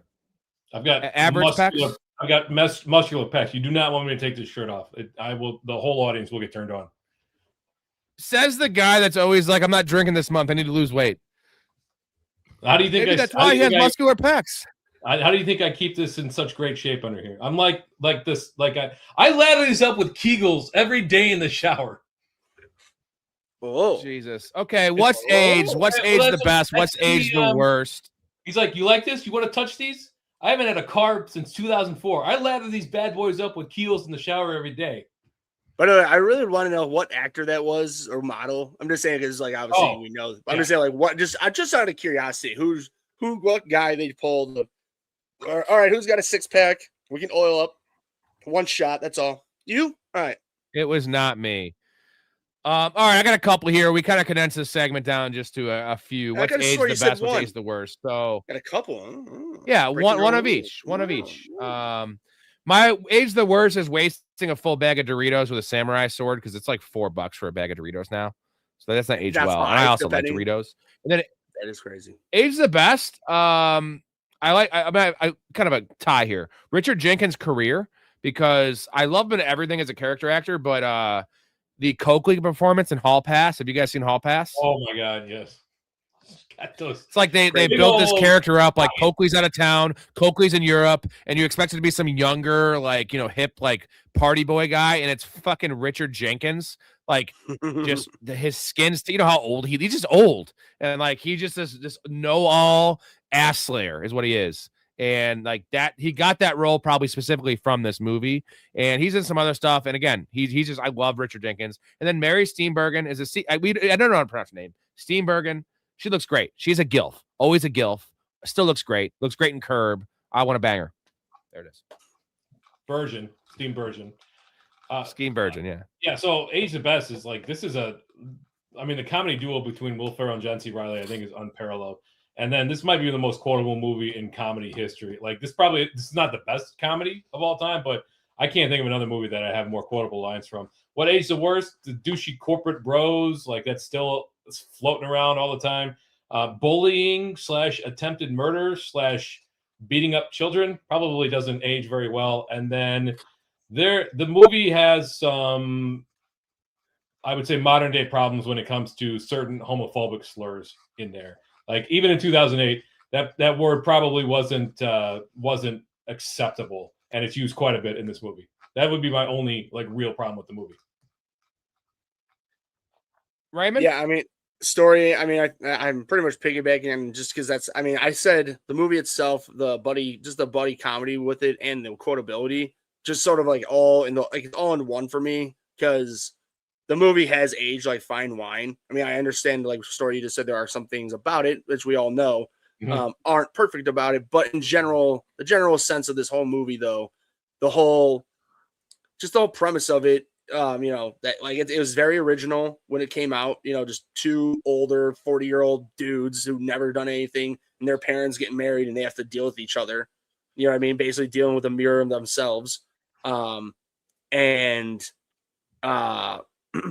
just on top of that, like I said, with the buddy comedy, there's an endless list of buddy comedies that are out there throughout, history from the 70s, and maybe I'm sure before that and on. But this one definitely will always live on to be one of the best.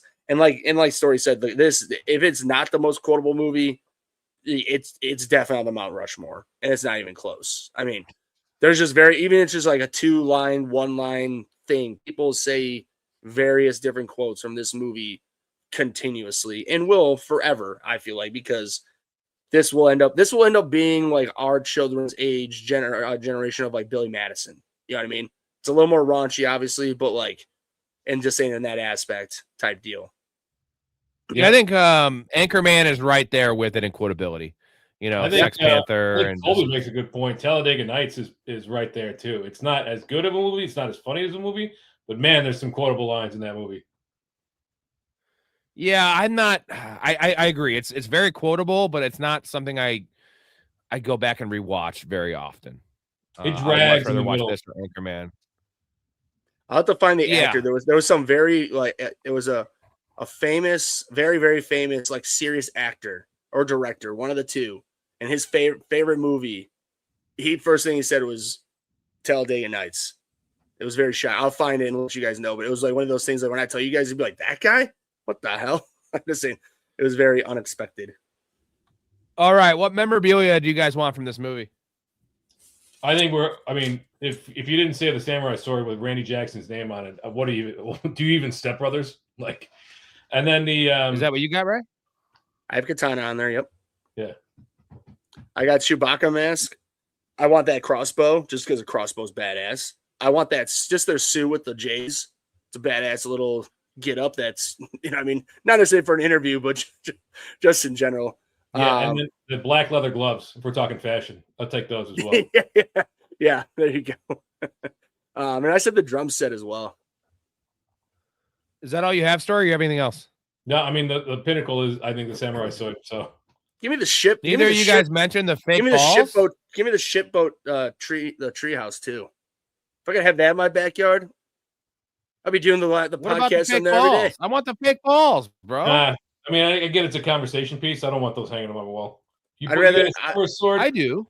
You get a samurai sword in your living room, and everyone's like, "Oh, you got a samurai sword!" Like, did you? I'd rather have it off? You know, when I'd rather have Johnny Knoxville's fake balls. So those big old long. Well, you heard it was like between $2,000 and $20,000, so they're expensive. You know what I mean? But we're also GT agrees. GT agrees. Fake balls. I know what you. You can just have them out of your pants. You know. Yeah, I want those. I want those. But I'm saying the Johnny Knoxville ones I'm talking about, they would hang halfway down your thigh, not just pop out a little bit. Those things were saggers hanging out of your pants. What do you guys think about Johnny Knoxville doing the new Fear Factor?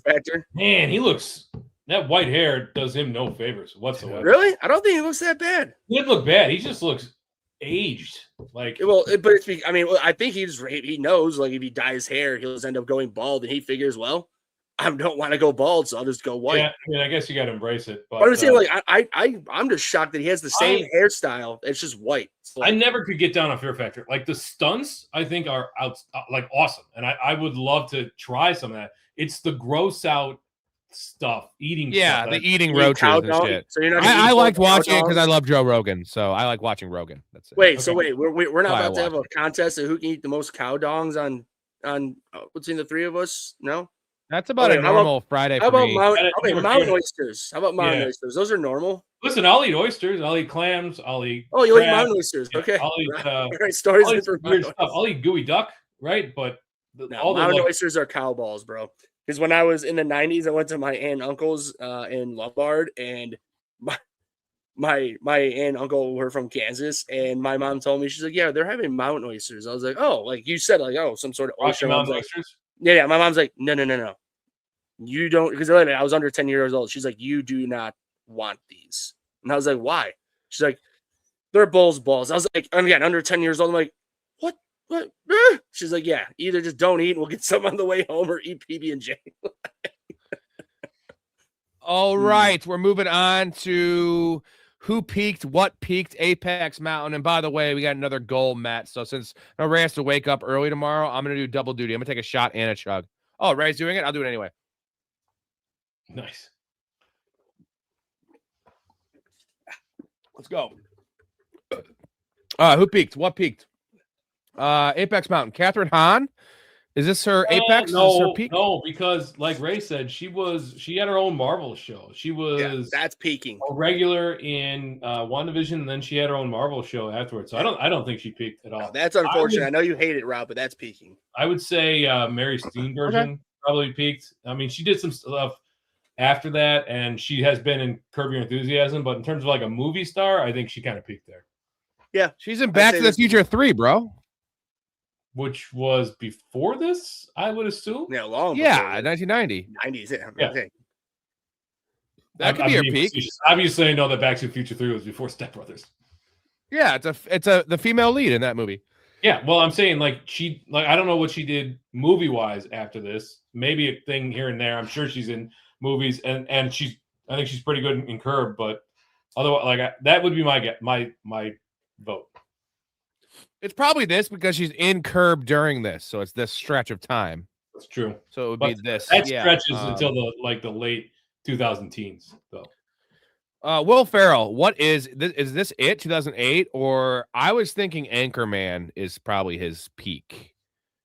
No, because Anchorman did better than this. In our opinion, but in reality, I have him and John C. Reilly.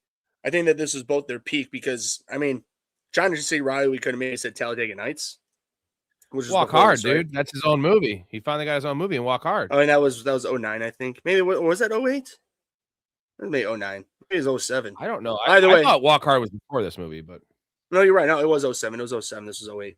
But I'm just saying, I know we're talking about this movie exactly, but I think that this time period, like this, so 08 for both these actors was like their peak.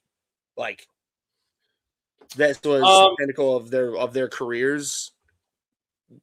So possibly as like their comedy peak. Correct. That's sort of what I'm thinking. Yes. Peak. But in terms of like being a movie star, definitely not. Will Ferrell is still probably as big a draw today as he was in 2008. Fact. That I can agree with. Maybe not. But Adam Scott.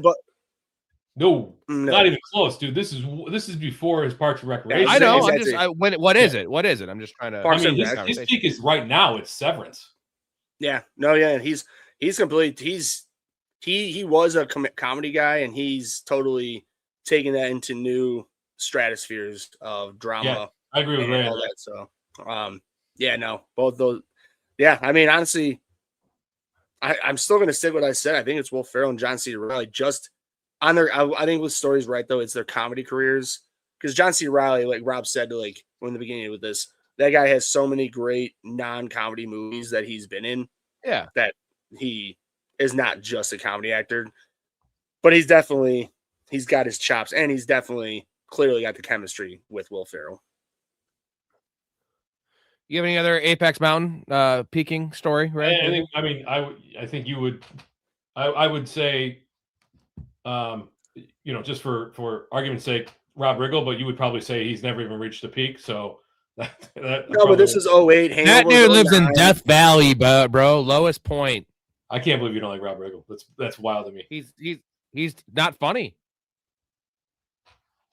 He's not funny at all. He tries to be very funny. I thought his stuff on Fox NFL pregame was funny, but that was written good. I didn't care. He's not writing his jokes. Stuff. I'm just saying, like, you ever see The Internship?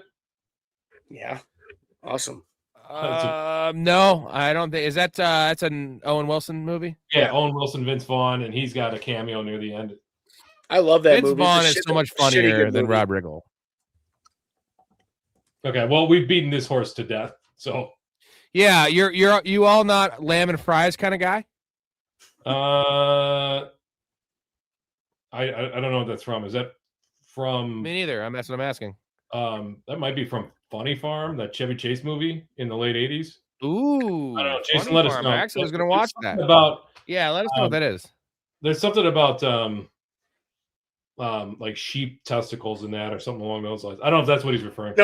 That is what it's from because that's when he's eating. Really? That's what he's eating. That's because he's at the bar and he's eating the fucking Bulls balls and he doesn't know it. And they're like, "Oh, what? 5 more to break the record." He's like, he has a mouthful. We'll bring another, and he just like mows them all down.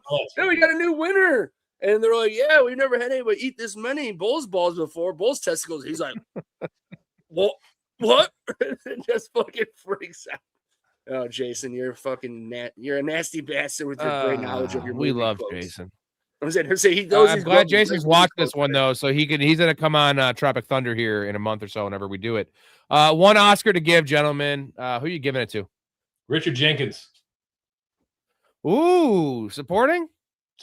Well, yeah. I mean, like I said, he doesn't try to play foil to the two leads. He just lets the movie and the comedy come to him. I think he's great in this movie. Ray, what do you got? I mean, it's an easy answer. I just give it the code to the main guys, just because when I first watched this movie, it was the shell shock of watching 40-year-old gentlemen literally acting as if they were teenagers, and or more importantly, probably younger. Because when this movie came out, summer of 2008, I was 17. So I'm just saying, like, watching it as a 17-year-old and watching the way that these guys acted, it just was so good because it was so believable to understand that this is how the way that their minds worked, that they acted like they were 10 to 12 years old. Like when they're like, hey, we left money for you to get pizza. Well, what if I want wings? You don't need wings. You know what I mean? Like, yeah, that's not enough. Yeah, exactly. Like just those, and then the dinner and just all these different things that they acted. It just was so believable that they really just killed it. I mean, again, without them, there's no Driven movie. But I mean, Story, that's a good call though, because I think that's pretty much from what I've understood over the years of watching, interviews and commentary and stuff like that, is that's pretty much what it was, is that he sort of just drove on as an actual, like, if you were the parent reacting to how these two idiots, how you would want to react. Sort of like, I don't know if you guys know in Dumb and Dumber, the guy, when they pick him up, the guy has the heart attack. That's him screaming at them when they're doing the Mockingbird, yeah, because I guess the director told Jim Carrey and Jeff Daniels be as annoying as possible, and that got the reaction from that guy, and they're like, the director's like, keep it going. So I'm just saying that. All right, Jenkins is really good, man. That's a good call. Story. Awesome. We have the last two categories are I'm going to give the same for both. One Oscar and who won the movie. So my Oscar is going to John C. Reilly because he is just as funny, if not funnier, than Will Ferrell. And Will Ferrell only does comedy. John C. Reilly is a legitimate actor, and he kills in this movie. So I'm going to say John C. Reilly also wins the movie. Or the other answer could be we won the movie because it's an all-time classic. I was going to go with Dale and Brennan. Who won the movie to you guys? Adam McKay. Adam McKay could have been the winner. Adam McKay has, dude, Adam McKay is one of the best SNL writers of all time. But I say Dale and Brennan because they miraculously managed to start this karaoke company out of the blue that's incredibly successful, it turns out. Also, if you look at Colby's comment, you had mentioned John C. Reilly and his acting chops. He brings up a good point. In Gangs in New York, John C. Reilly is a serious character. It just shows you how good his range is. And he's great in that movie. When he's shaking down the dead rabbits, or what will become the dead rabbits, that's such an amazing. Plus, he was also in Perfect Storm. He's really good in that too. I didn't see that movie. Yeah, he's got the touching moments. Never seen that movie, Story? I would say touching moments with his little kid, and I'm not going to sit here and say Story. It's like, oh my god, all-time classic. But it's like, if you've never seen it, you need to watch it. Clooney, Wahlberg, John C. Reilly, William Fichtner. Oh, I like William Fichtner a lot. Fichtner's in there. Yeah, he's awesome. And as a matter of fact, Fichtner and John C. Reilly are like enemies on the boat. Like they don't like each other. So. Oh, really? Uh-huh. Dude, that guy's been in so much shit. Dude, he is the ultimate actor, bro, because he could walk down the street, and unless film like us, he could just walk right past you. You would never know. I mean, I would, because I love the guy. I know him in many movies. But if you're just a normal human being, like, he could walk right past you. Rob, our Story, I've always told Rob, that's like the perfect level of fame and richness I would want. If you're going to be an actor, be like a good character actor or just above a character actor like he is. And just do pretty much anything you want, but not be like a full-blown like lead actor to where you can't go do anything on your own and not be bothered by the public. Because we forgot about John Hawkes. John Hawkes is in that movie. Oh, I love John Hawkes. Oh yeah, little dude. Yeah, the guy with the stash. Also, Diane Lane, who's my all-time love really affair. Good in Contagion. Have you guys seen that? Yeah. Skinny guy, right? Yeah. Skinny guy with brown hair. Yeah, skinny little small guy. Yeah. He was. Did you guys ever see Peanut Butter Falcon with Shia LaBeouf? No. Sounds made up. Definitely not. You know who else is in Perfect Storm? Michael Ironside, who's my like. Oh, Michael Ironside. Oh, yeah, Michael Ironside is funnier than Rob Riggle, bro. All right, this is a great show. Felt good to get back to the movies, boys. It's been a minute. So An old minute, yeah. Yes, sir. we got under 2 hours too, which is pretty impressive. Wild. I was just looking at. I feel like the Ray, go back and unreal, bro. It's unreal. It is unreal. He's an all-time character actor. He's literally in so many. He's in so many movies, and the character he plays in almost every movie I've seen him in, he's a memorable character. Yeah. It doesn't mean he's like the main guy or anything. Like I've said many times, I love Armageddon. It's a bad, good movie, but I love it to death. I'll watch it over and over again and never get sick of it. But like his character in that, like I love that. When he pulls the gun out and then Steve Buscemi walks and just comes up the elevator. What did I miss here? Like, oh man, it sucks up here. Dude, think about it. He's in the opening scene of The Dark Knight. He's the badass with the shotgun in the bank. He's in Black Hawk Down. Like he's awesome. No, he's dude, if I ever meet Lillian Tickner, I'm gonna have him record a little like video for the pod. Dude, yeah, we should. We should have a show. We should have a show for the all-time like that guy. Yeah, all-time character actor. Dude, guys, that's what we need to do. We need to find an actor that we all want. Bruce Greenwood. You remember Bruce Greenwood? He's an all-time character actor as well. I'm saying I'm sure I'll know. Like, you probably. So he's the president, or not the president. He's the CEO of the company in iRobot. He's in a show called Nowhere Man. He's in. Rob, you'll know him in Flight. He's the union guy, the Southern Union guy. Oh yeah. The guy that's with John Cheadle. Yeah, that's his buddy. Yeah. What's his name again? You know who else? Bruce in this Greenwood. conversation? Bruce Greenwood. James Rebhorn. I know that name. Help me out. Rebhorn. He's in everything ever. He's the, yes. Oh my god, dude. He's Dickie Greenleaf's dad and Talented Mr. Ripley. He's in Independence Day. Oh yeah, he's balled up here. Fence in Independence Day. I know that guy. Yeah, dude, he is in every. He always plays kind of an asshole. Meet the Parents. Meet the parents. Dude, Meet the Parents. He is so fucking. He's good. Epic in that. Yeah.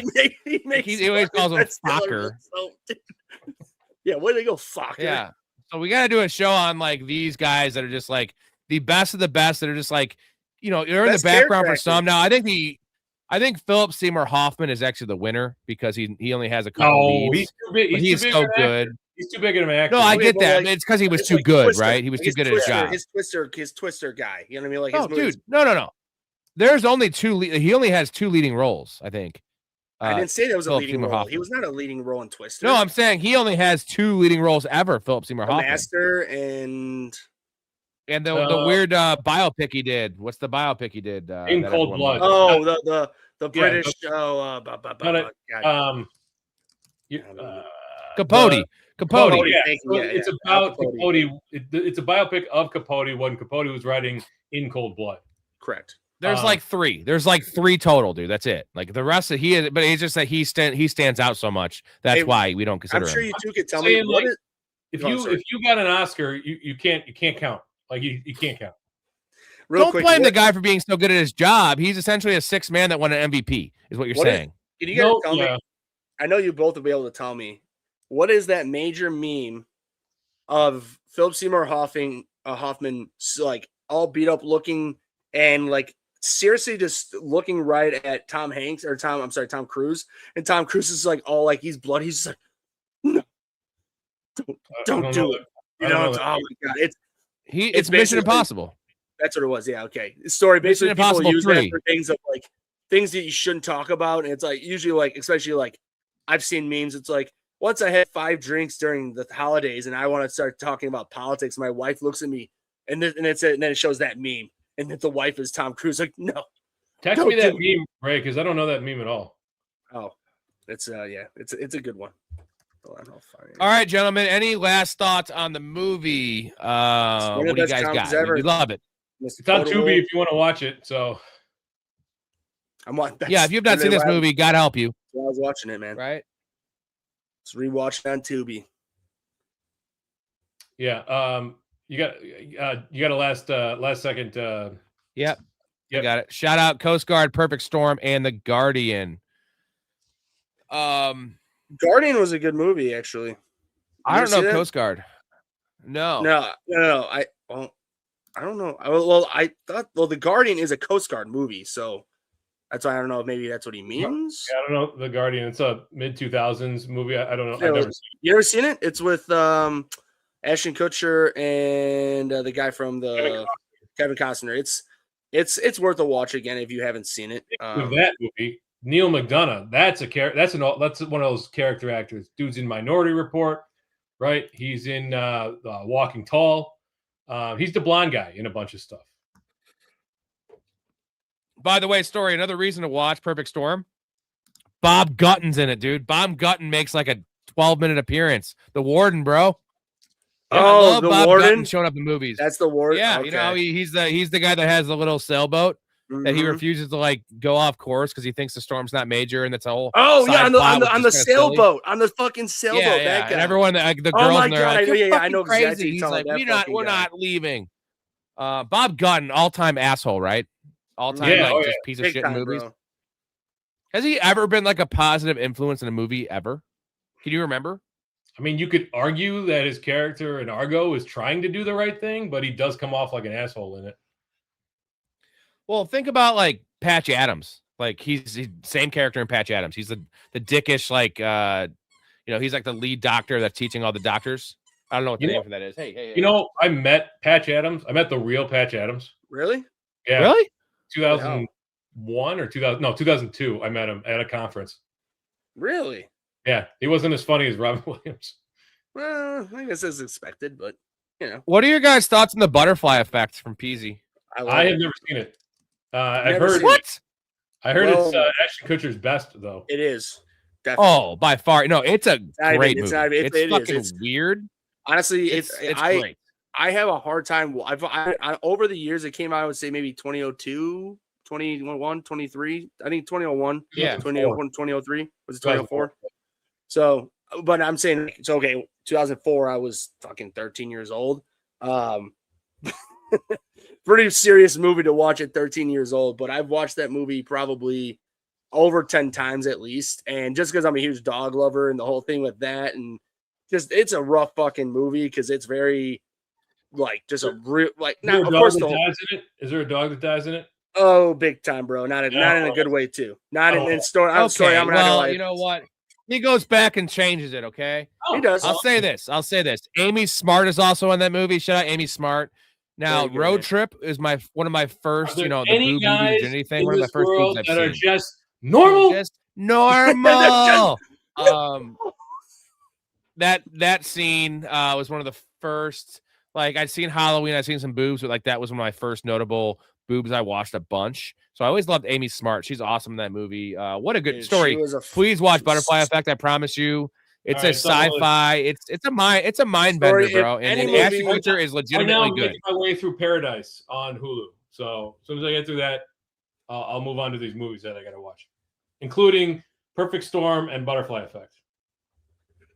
We got two for you today. You haven't watched Lost. You haven't watched Lost, have you? No, I haven't. But Paradise, there's only one season. It's 8 episodes, so I could bang this out. And It's Always Sunny. We got a long list for you, bro. Actually, I might start that after this. I might start It's Always Sunny in Philadelphia. Oh my God! Please. Then you're not going to watch anything else ever because you're gonna until you finish it. It's but these good. or Rob, he might hate. Maybe he hates it. I don't know. I've seen. Story. It's just like Seinfeld. Plenty of clips. You got to get past the first season. The first season Seinfeld's bad. The first crap. season Sunny's kind of bad. Once you get past the second season, same as Seinfeld, you're moving. And when you get to season 4 and on, it's the same as Seinfeld. It's like you can't miss. No. Okay. So all right, gentlemen, this was awesome. Story. I'll just leave it at this. When I first watched It's Always Sunny when it came out, I was in high school when I found it. I was just so enthralled with it. I was just like, what does this remind me of? It was on the tip of my tongue. I just typed in like It's Always Sunny reviews. One of the first reviews I looked at, the person said, watching Always Sunny in Philadelphia is like watching Seinfeld on crack. And I was like, boom. Makes a lot of sense because they go MA. You know what I mean? They don't, they can go that much crazier of situations. And they actually do smoke crack in the show. So. they do smoke early crack. episodes. You guys just gotta like let it sit. You're trying to like my buddy Matt's been telling me the same thing, and he's overselling it. Like I'll get to it. I promise you, I'll get to it. We're not overselling it. We won't oversell it. We're gonna keep on doing it. We love you. All right. It has been on for 16 years. Ray. Action. Love you guys. We love you guys. I'm gonna play one more clip before I sign off. You guys are welcome to sign off, and then we'll see you guys later this week. I'll be in touch with you guys. Okay. Well, not just the Cubes, but we had Chris Daughtry, Jeff Probst, Super Chef Bobby Flay. I mean, it was insane. I mean, it was almost too much. Yeah, we were down in the southern part of the Gulf fishing bonita. Robert, have you ever been down to the southern part of the Gulf on the bonita run? Always wanted to. I heard it's amazing. It is. It's gorgeous. Are bonita fish big? What? Dale, don't interrupt the man when he's telling a story. No, it's fine, Robert. I was asking about the story. What's this guy's deal? I don't know, son. It's okay. Well, Dale, they are what's called a trophy fish. So, yeah, they're pretty big. Oh, God, I'm sorry. Now I forget where my story was going. Ah, damn it, Dale. Rob, I just want to say one last thing before we get to Jason's thing. I forgot to bring this up when you played that clip originally. And honestly, I just noticed this today because I've been watching this movie a couple times today just to get revamped for this everything. When the original wedding happens, they said, or she says, the mom says, I'm sorry that my son Derek couldn't be here. He had a very important fishing trip to be on. I literally, again, I've seen this, and I'm not kidding. Just like how Storey said, like just bits and pieces over the years. I honestly probably seen this movie 100 times, not fully, but just And I've seen that clip, just watching it on that over 100 times. I have never ever noticed that, and that's fucking hilarious. That literally in that dinner clip, he's explaining that dinner or that fishing trip that it was so important to miss his mom's wedding because Marky Mark, the Cubes, not just the Cubes, but he calls them the Cubes. Super Chef Bobby Flay.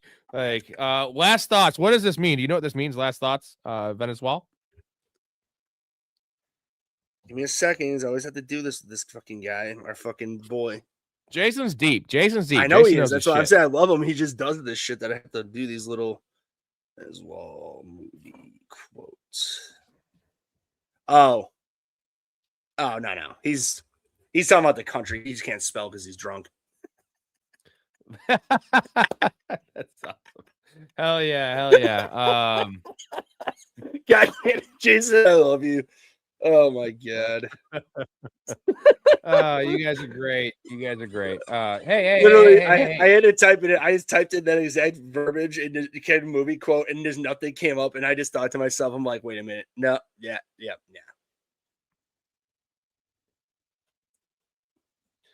That's funny. All right, Jason, we love you. We'll be in touch about Traffic Thunder. That'll be second or third movie we do. You see the format now, so it's gonna be great. And I'm gonna host. It'll be you, Storey, and Big Ray, and I'll just host and kind of move it along and add little things here or there. It's not one of my favorite movies. I love it. I'm gonna watch it a couple times. Maybe I'll grow to love it. Definitely like it more than I like Rob Riggle because that dude's terrible. Jason, Rob Riggle's terrible. Okay, it's bad. Not funny. He was a military. That man was a Marine. Don't tell Jason what he likes and doesn't like. I'm not saying he's a bad dude. I'm just saying he's not funny. Military men typically aren't funny. I mean, all right. We'll see you later this week. We're gonna do some first wild card weekend previews. Thursday is our NFL. Thursday's our NFL fantasy draft. So we're gonna be drafting, and me, Storey, and Ray are gonna be breaking down the teams. And then we'll do a little preview as well after that. That's Thursday. So 10:30 for the preview, PM Central. Appreciate you guys. Thank you, Ray. You're the man. Ray's birthday is also this weekend, Friday. So happy birthday, Ray. Appreciate it, brother. Maybe I'll see you. Oh, yeah. All right. Love your life. Everybody. Stay positive. Respect each other. Step Brothers is awesome. What a great show. Amazing. We'll see you soon.